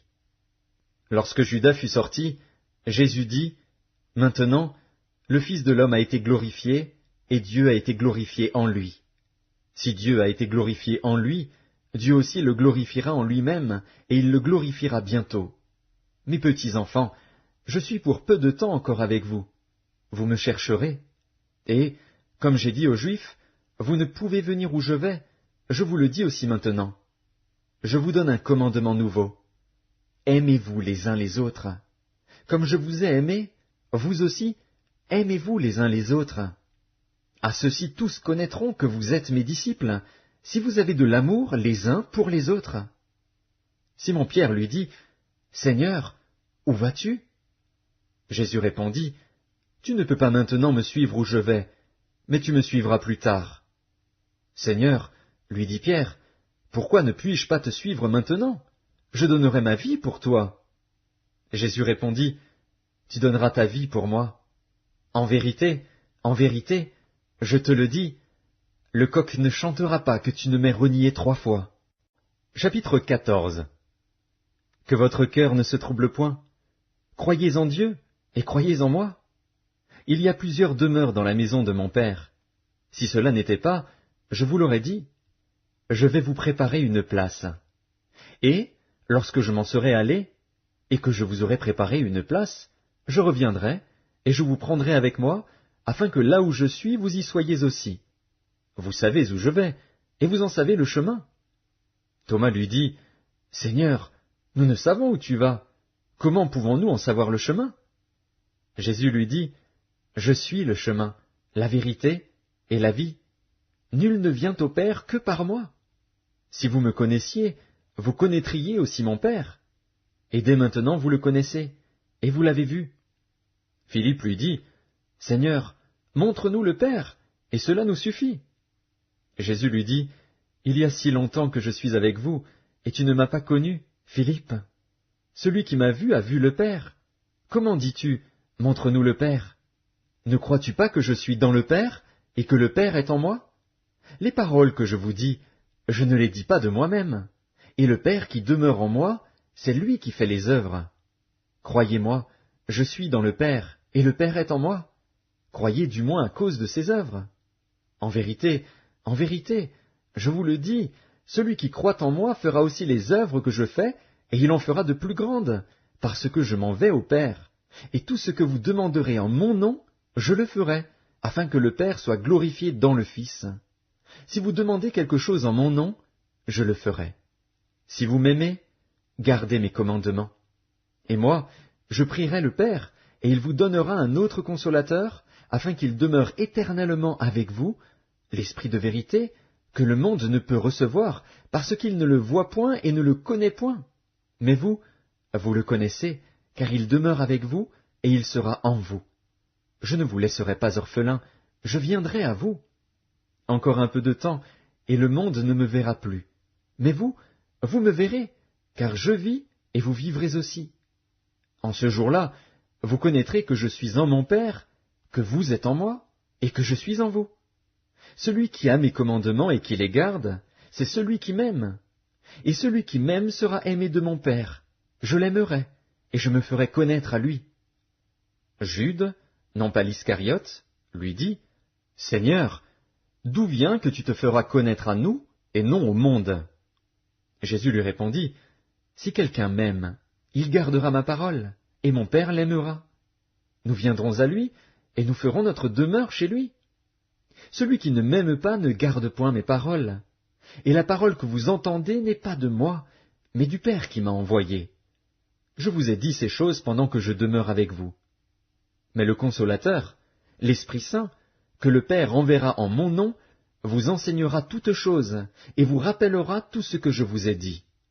Je vous laisse la paix, je vous donne ma paix. Je ne vous donne pas comme le monde donne. Que votre cœur ne se trouble point, et ne s'alarme point. Vous avez entendu que je vous ai dit, je m'en vais, et je reviens vers vous. Si vous m'aimiez, vous vous réjouirez de ce que je vais au Père, car le Père est plus grand que moi. Et maintenant je vous ai dit ces choses avant qu'elles arrivent, afin que, lorsqu'elles arriveront, vous croyiez. Je ne parlerai plus guère avec vous, car le prince du monde vient. Il n'a rien en moi. Mais afin que le monde sache que j'aime le Père, et que j'agis selon l'ordre que le Père m'a donné, levez-vous, partons d'ici. Chapitre 15. Je suis le vrai cep, et mon Père est le vigneron. Tout sarment qui est en moi et qui ne porte pas de fruit, il le retranche. Et tout sarment qui porte du fruit, il l'émonde, afin qu'il porte encore plus de fruits. Déjà vous êtes purs, à cause de la parole que je vous ai annoncée. Demeurez en moi, et je demeurerai en vous. Comme le sarment ne peut de lui-même porter du fruit, s'il ne demeure attaché au cep, ainsi vous ne le pouvez non plus, si vous ne demeurez en moi. Je suis le cep, vous êtes les sarments. Celui qui demeure en moi et en qui je demeure porte beaucoup de fruits, car sans moi vous ne pouvez rien faire. Si quelqu'un ne demeure pas en moi, il est jeté dehors, comme le sarment, et il sèche. Puis on ramasse les sarments, on les jette au feu, et ils brûlent. Si vous demeurez en moi, et que mes paroles demeurent en vous, demandez ce que vous voudrez, et cela vous sera accordé. Si vous portez beaucoup de fruits, c'est ainsi que mon Père sera glorifié, et que vous serez mes disciples. Comme le Père m'a aimé, je vous ai aussi aimé. Demeurez dans mon amour. Si vous gardez mes commandements, vous demeurerez dans mon amour, de même que j'ai gardé les commandements de mon Père, et que je demeure dans son amour. Je vous ai dit ces choses, afin que ma joie soit en vous, et que votre joie soit parfaite. C'est ici mon commandement. Aimez-vous les uns les autres, comme je vous ai aimé. Il n'y a pas de plus grand amour que de donner sa vie pour ses amis. Vous êtes mes amis, si vous faites ce que je vous commande. Je ne vous appelle plus serviteur, parce que le serviteur ne sait pas ce que fait son maître, mais je vous ai appelés amis, parce que je vous ai fait connaître tout ce que j'ai appris de mon Père. Ce n'est pas vous qui m'avez choisi, mais moi, je vous ai choisi, et je vous ai établi afin que vous alliez et que vous portiez du fruit, et que votre fruit demeure, afin que ce que vous demanderez au Père en mon nom, il vous le donne. Ce que je vous commande, c'est de vous aimer les uns les autres. Si le monde vous hait, sachez qu'il m'a haï avant vous. Si vous étiez du monde, le monde aimerait ce qui est à lui. Mais parce que vous n'êtes pas du monde, et que je vous ai choisi du milieu du monde, à cause de cela le monde vous hait. Souvenez-vous de la parole que je vous ai dite. Le serviteur n'est pas plus grand que son maître. S'ils m'ont persécuté, ils vous persécuteront aussi. S'ils ont gardé ma parole, ils garderont aussi la vôtre. Mais ils vous feront toutes ces choses à cause de mon nom, parce qu'ils ne connaissent pas celui qui m'a envoyé. Si je n'étais pas venu et que je ne leur eusse point parlé, ils n'auraient pas de péché. Mais maintenant ils n'ont aucune excuse de leur péché. Celui qui me hait est aussi mon Père. Si je n'avais pas fait parmi eux des œuvres que nul autre n'a faites, ils n'auraient pas de péché. Mais maintenant ils les ont vus, et ils ont haï et moi et mon Père. Mais cela est arrivé afin que s'accomplît la parole qui est écrite dans leur loi. Ils m'ont haï sans cause. Quand sera venu le Consolateur, que je vous enverrai de la part du Père, l'Esprit de vérité, qui vient du Père, il rendra témoignage de moi. Et vous aussi, vous rendrez témoignage, parce que vous êtes avec moi dès le commencement. Chapitre 16. Je vous ai dit ces choses, afin qu'elles ne soient pas pour vous une occasion de chute. Ils vous excluront des synagogues, et même l'heure vient où quiconque vous fera mourir croira rendre un culte à Dieu. Et ils agiront ainsi, parce qu'ils n'ont connu ni le Père ni moi. Je vous ai dit ces choses, afin que, lorsque l'heure sera venue, vous vous souveniez que je vous les ai dites. Je ne vous en ai pas parlé dès le commencement, parce que j'étais avec vous. Maintenant je m'en vais vers celui qui m'a envoyé, et aucun de vous ne me demande « Où vas-tu » Mais, parce que je vous ai dit ces choses, la tristesse a rempli votre cœur. Cependant je vous dis la vérité. Il vous est avantageux que je m'en aille, car si je ne m'en vais pas, le Consolateur ne viendra pas vers vous. Mais, si je m'en vais, je vous l'enverrai. Et quand il sera venu, il convaincra le monde en ce qui concerne le péché, la justice et le jugement. En ce qui concerne le péché, parce qu'il ne croit pas en moi. La justice, parce que je vais au Père, et que vous ne me verrez plus. Le jugement, parce que le prince de ce monde est jugé. J'ai encore beaucoup de choses à vous dire, mais vous ne pouvez pas les porter maintenant. Quand le Consolateur sera venu, l'Esprit de vérité, il vous conduira dans toute la vérité. Car il ne parlera pas de lui-même, mais il dira tout ce qu'il aura entendu, et il vous annoncera les choses à venir. Il me glorifiera, parce qu'il prendra de ce qui est à moi, et vous l'annoncera. Tout ce que le Père a est à moi. C'est pourquoi j'ai dit qu'il prend de ce qui est à moi, et qu'il vous l'annoncera. Encore un peu de temps, et vous ne me verrez plus. Et puis encore un peu de temps, et vous me verrez, parce que je vais au Père. Là-dessus, quelques-uns de ses disciples dirent entre eux, « Que signifie ce qu'il nous dit? Encore un peu de temps, et vous ne me verrez plus, et puis encore un peu de temps, et vous me verrez. Et, parce que je vais au Père. » Il disait donc, « Que signifie ce qu'il dit? Encore un peu de temps? Nous ne savons de quoi il parle. » Jésus, connu qu'ils voulaient l'interroger, leur dit, « Vous vous questionnez les uns les autres sur ce que j'ai dit. Encore un peu de temps, et vous ne me verrez plus, et puis encore un peu de temps, et vous me verrez. En vérité, je vous le dis, vous pleurerez et vous vous lamenterez, et le monde se réjouira. Vous serez dans la tristesse, mais votre tristesse se changera en joie. La femme, lorsqu'elle enfante, éprouve de la tristesse, parce que son heure est venue. Mais, lorsqu'elle a donné le jour à l'enfant, elle ne se souvient plus de la souffrance, à cause de la joie qu'elle a de ce qu'un homme est né dans le monde. Vous donc aussi, vous êtes maintenant dans la tristesse. Mais je vous reverrai, et votre cœur se réjouira, et nul ne vous ravira votre joie. En ce jour-là, vous ne m'interrogerez plus sur rien. En vérité, je vous le dis, ce que vous demanderez au Père, il vous le donnera en mon nom. Jusqu'à présent, vous n'avez rien demandé en mon nom. Demandez, et vous recevrez, afin que votre joie soit parfaite. Je vous ai dit ces choses en parabole. L'heure vient où je ne vous parlerai plus en parabole, mais où je vous parlerai ouvertement du Père. En ce jour, vous demanderez en mon nom, et je ne vous dis pas que je prierai le Père pour vous, car le Père lui-même vous aime, parce que vous m'avez aimé, et que vous avez cru que je suis sorti de Dieu. Je suis sorti du Père, et je suis venu dans le monde. Maintenant je quitte le monde, et je vais au Père. Ses disciples lui dirent, Voici, maintenant tu parles ouvertement, et tu n'emploies aucune parabole. Maintenant nous savons que tu sais toutes choses, et que tu n'as pas besoin que personne t'interroge.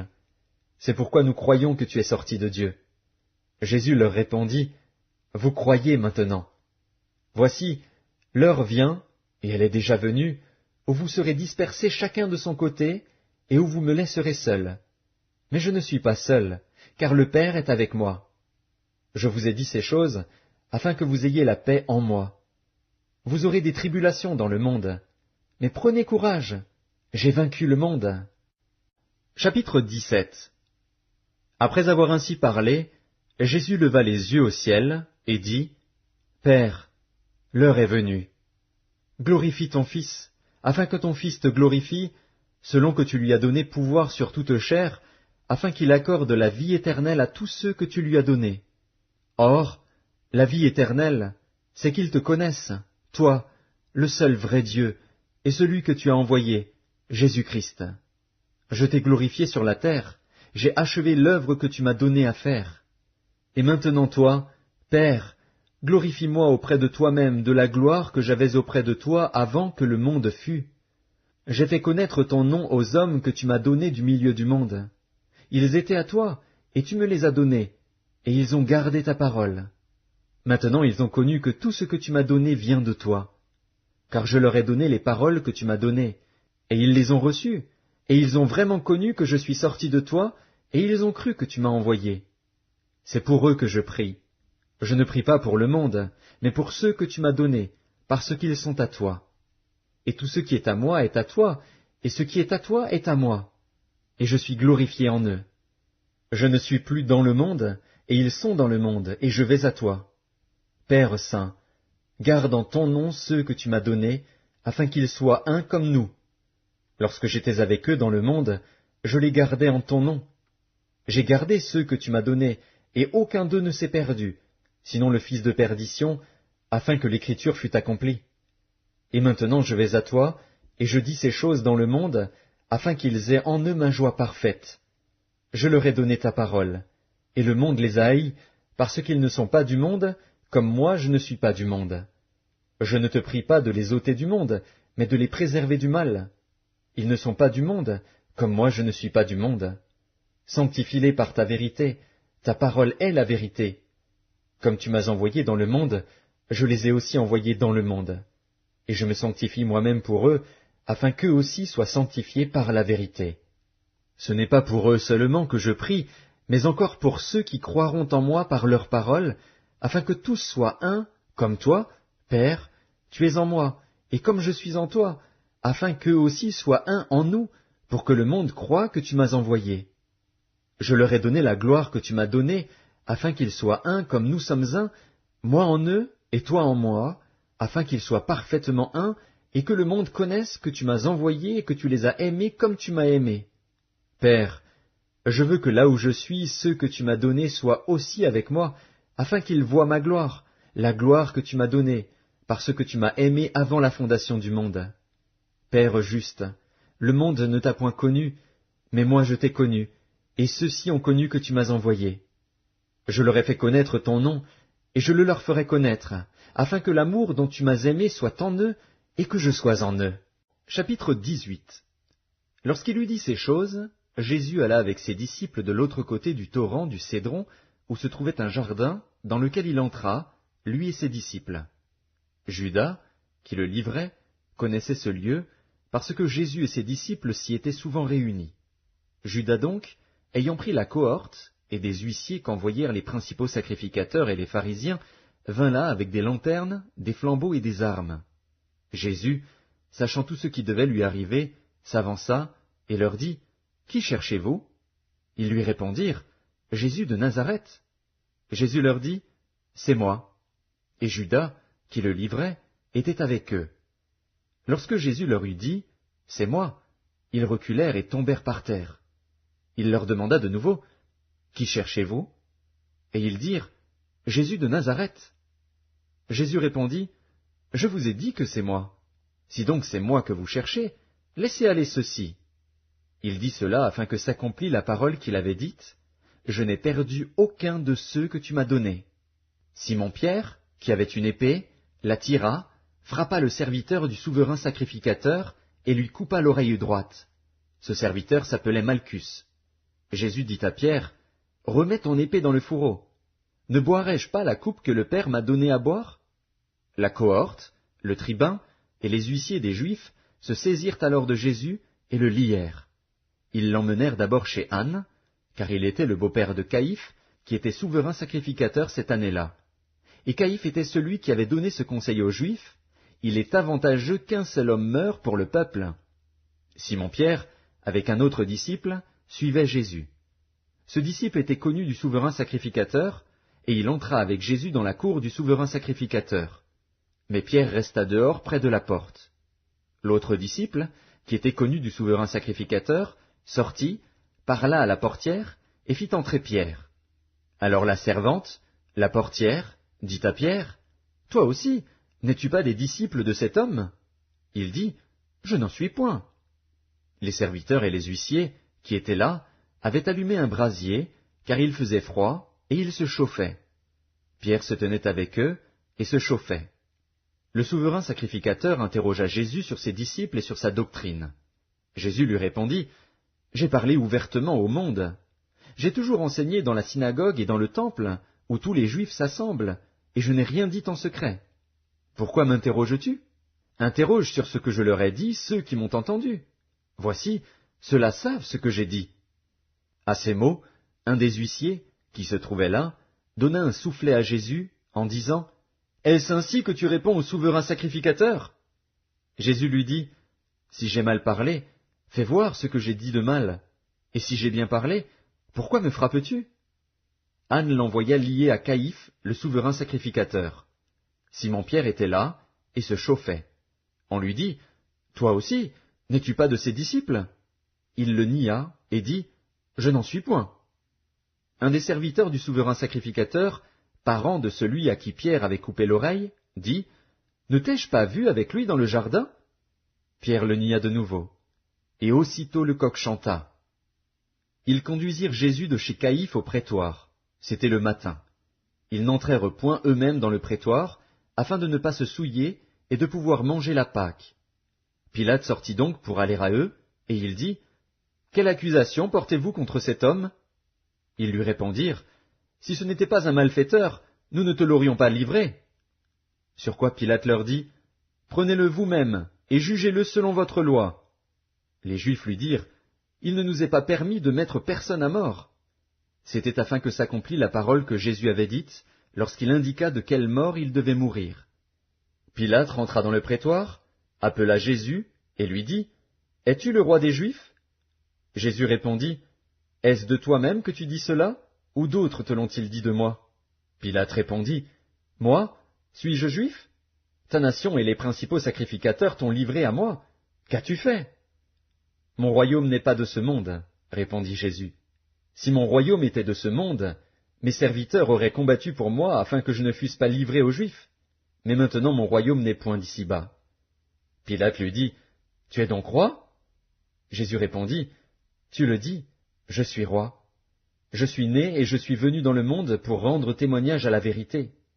Quiconque est de la vérité écoute ma voix. » Pilate lui dit, « Qu'est-ce que la vérité » Après avoir dit cela, il sortit de nouveau pour aller vers les Juifs, et il leur dit, « Je ne trouve aucun crime en lui.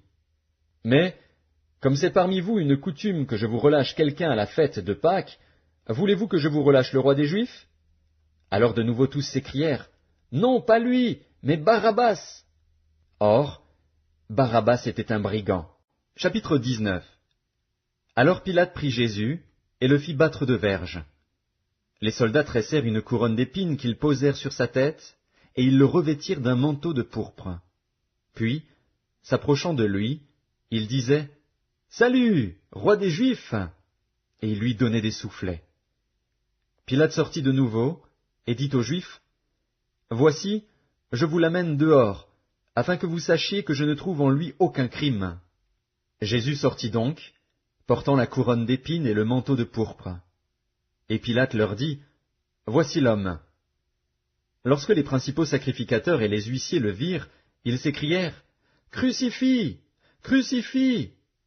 Pilate leur dit, « Prenez-le vous-même et crucifiez-le, car moi, je ne trouve point de crime en lui. » Les Juifs lui répondirent, « Nous avons une loi, et, selon notre loi, il doit mourir, parce qu'il s'est fait fils de Dieu. » Quand Pilate entendit cette parole, sa frayeur augmenta. Il rentra dans le prétoire, et il dit à Jésus, « D'où es-tu » Mais Jésus ne lui donna point de réponse. Pilate lui dit, « Est-ce à moi que tu ne parles pas?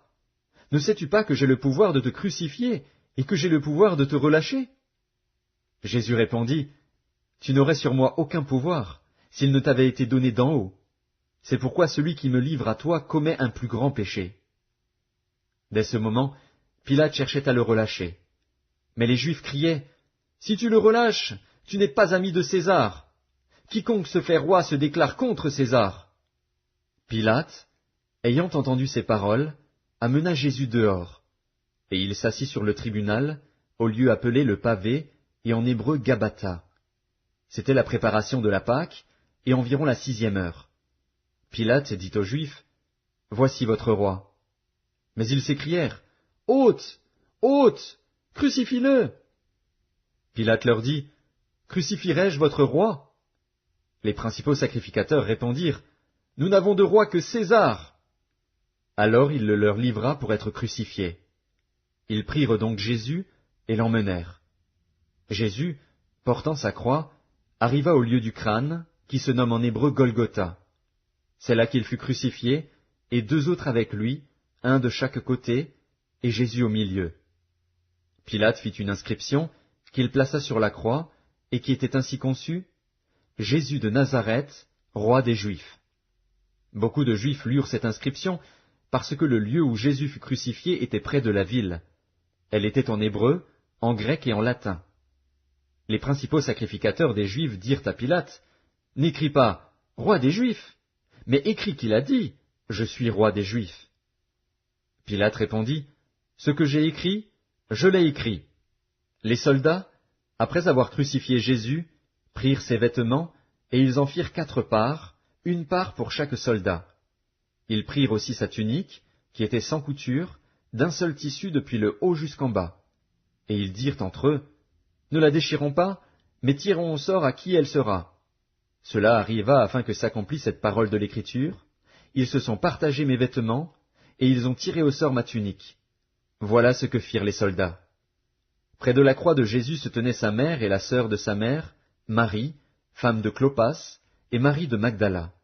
Jésus, voyant sa mère, et auprès d'elle le disciple qui l'aimait, dit à sa mère, « Femme, voilà ton fils. » Puis il dit au disciple, « Voilà ta mère. » Et, dès ce moment, le disciple la prit chez lui. Après cela, Jésus, qui savait que tout était déjà consommé, dit, afin que l'écriture fût accomplie, « J'ai soif. » Il y avait là un vase plein de vinaigre. Les soldats en remplirent une éponge, et, l'ayant fixée à une branche d'hysope, ils l'approchèrent de sa bouche. Quand Jésus eut pris le vinaigre, il dit, « Tout est accompli. » Et, baissant la tête, il rendit l'esprit. Dans la crainte que les corps ne restassent sur la croix pendant le sabbat, car c'était la préparation, et ce jour de sabbat était un grand jour, les Juifs demandèrent à Pilate qu'on rompît les jambes aux crucifiés et qu'on les enlevât. Les soldats vinrent donc, et ils rompirent les jambes au premier, puis à l'autre qui avait été crucifié avec lui. S'étant approchés de Jésus, et le voyant déjà mort, ils ne lui rompirent pas les jambes. Mais un des soldats lui perça le côté avec une lance, et aussitôt il sortit du sang et de l'eau. Celui qui l'a vu en a rendu témoignage, et son témoignage est vrai. Et il sait qu'il dit vrai, afin que vous croyiez aussi. Ces choses sont arrivées, afin que l'écriture fût accomplie. Aucun de ces os ne sera brisé.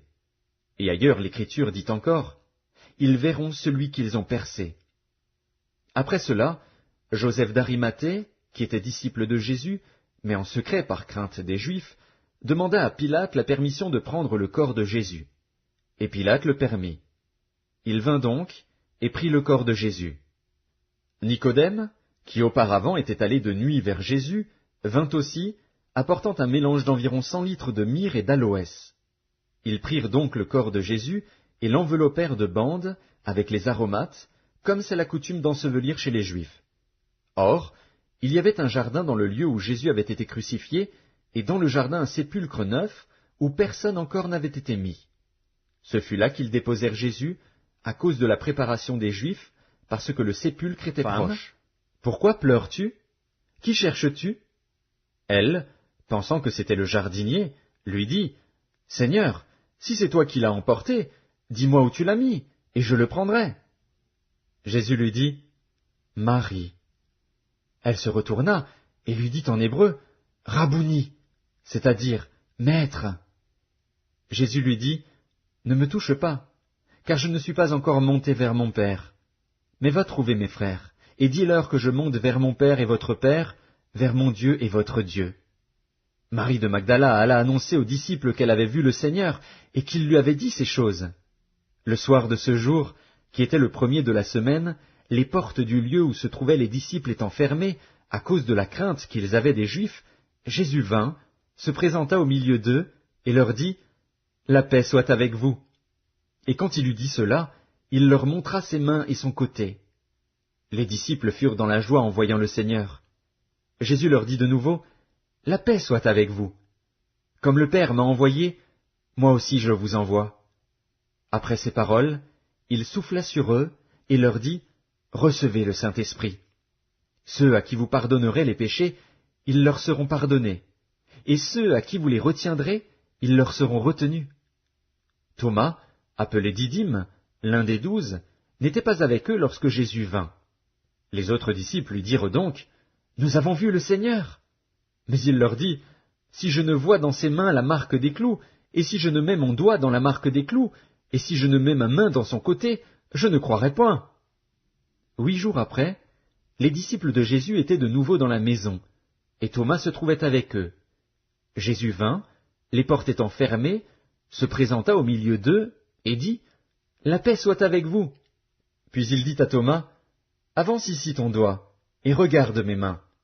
Avance aussi ta main, et mets-la dans mon côté, et ne sois pas incrédule, mais crois. Thomas lui répondit, Mon Seigneur et mon Dieu. Jésus lui dit, Parce que tu m'as vu, tu as cru. Heureux ceux qui n'ont pas vu et qui ont cru. Jésus a fait encore, en présence de ses disciples, beaucoup d'autres miracles qui ne sont pas écrits dans ce livre. Mais ces choses ont été écrites afin que vous croyiez que Jésus est le Christ, le Fils de Dieu, et qu'en croyant vous ayez la vie en son nom. Évangile de Jean, chapitre 21. Après cela, Jésus se montra encore aux disciples sur les bords de la mer de Tibériade. Et voici de quelle manière il se montra. Simon-Pierre, Thomas, appelé Didyme, Nathanaël, de Cana en Galilée, les fils de Zébédée, et 2 autres disciples de Jésus étaient ensemble. Simon-Pierre leur dit, « Je vais pêcher. » Ils lui dirent, « Nous allons aussi avec toi. » Ils sortirent et montèrent dans une barque, et cette nuit-là ils ne prirent rien. Le matin étant venu, Jésus se trouva sur le rivage. Mais les disciples ne savaient pas que c'était Jésus. Jésus leur dit, « Enfants, n'avez-vous rien à manger ?» Ils lui répondirent, « Non. » Il leur dit, « Jetez le filet du côté droit de la barque, et vous trouverez. » Ils le jetèrent donc, et ils ne pouvaient plus le retirer à cause de la grande quantité de poissons. Alors le disciple que Jésus aimait dit à Pierre, « C'est le Seigneur. » Et Simon-Pierre, dès qu'il eut entendu que c'était le Seigneur, mit son vêtement et sa ceinture, car il était nu, et se jeta dans la mer. Les autres disciples vinrent avec la barque, tirant le filet plein de poissons, car ils n'étaient éloignés de terre que d'environ 200 coudées. Lorsqu'ils furent descendus à terre, ils virent là des charbons allumés, du poisson dessus et du pain. Jésus leur dit, « Apportez des poissons que vous venez de prendre. » Simon-Pierre monta dans la barque et tira à terre le filet plein de 153 grands poissons, et quoiqu'il y en eût tant, le filet ne se rompit point. Jésus leur dit, « Venez, mangez. » et aucun des disciples n'osait lui demander « Qui es-tu ?» sachant que c'était le Seigneur. Jésus s'approcha, prit le pain, et leur en donna. Il fit de même du poisson. C'était déjà la 3e fois que Jésus se montrait à ses disciples depuis qu'il était ressuscité des morts. Après qu'ils eurent mangé, Jésus dit à Simon-Pierre, « Simon, fils de Jonas, m'aimes-tu plus que ne m'aiment ceux-ci » Il lui répondit, « Oui, Seigneur, tu sais que je t'aime. » Jésus lui dit, « Paie mes agneaux. » Il lui dit une seconde fois, « Simon, fils de Jonas, m'aimes-tu » Pierre lui répondit, « Oui, Seigneur, tu sais que je t'aime. » Jésus lui dit, « Paie mes brebis. » Il lui dit pour la 3e fois, « Simon, fils de Jonas, m'aimes-tu » Pierre fut attristé de ce qu'il lui avait dit pour la 3e fois, « M'aimes-tu » Et il lui répondit, « Seigneur, tu sais toutes choses, tu sais que je t'aime. » Jésus lui dit, « Paie mes brebis. » En vérité, je te le dis, quand tu étais plus jeune, tu te saignais toi-même, et tu allais où tu voulais. Mais quand tu seras vieux, tu étendras tes mains, et un autre te ceindra, et te mènera où tu ne voudras pas. Il dit cela pour indiquer par quelle mort Pierre glorifierait Dieu. Et ayant ainsi parlé, il lui dit, « Suis-moi. » Pierre, s'étant retourné, vit venir après eux le disciple que Jésus aimait, celui qui, pendant le souper, s'était penché sur la poitrine de Jésus et avait dit, « Seigneur, qui est celui qui te livre » En le voyant, Pierre dit à Jésus, « Et celui-ci, Seigneur, que lui arrivera-t-il » Jésus lui dit, « Si je veux qu'il demeure jusqu'à ce que je vienne, que t'importe? Toi, suis-moi. » Là-dessus, le bruit courut parmi les frères que ce disciple ne mourrait point. Cependant Jésus n'avait pas dit à Pierre qu'il ne mourrait point, mais « Si je veux qu'il demeure jusqu'à ce que je vienne, que t'importe » C'est ce disciple qui rend témoignage de ces choses et qui les a écrites, et nous savons que son témoignage est vrai. Jésus a fait encore beaucoup d'autres choses. Si on les écrivait en détail, je ne pense pas que le monde même pût contenir les livres qu'on écrirait.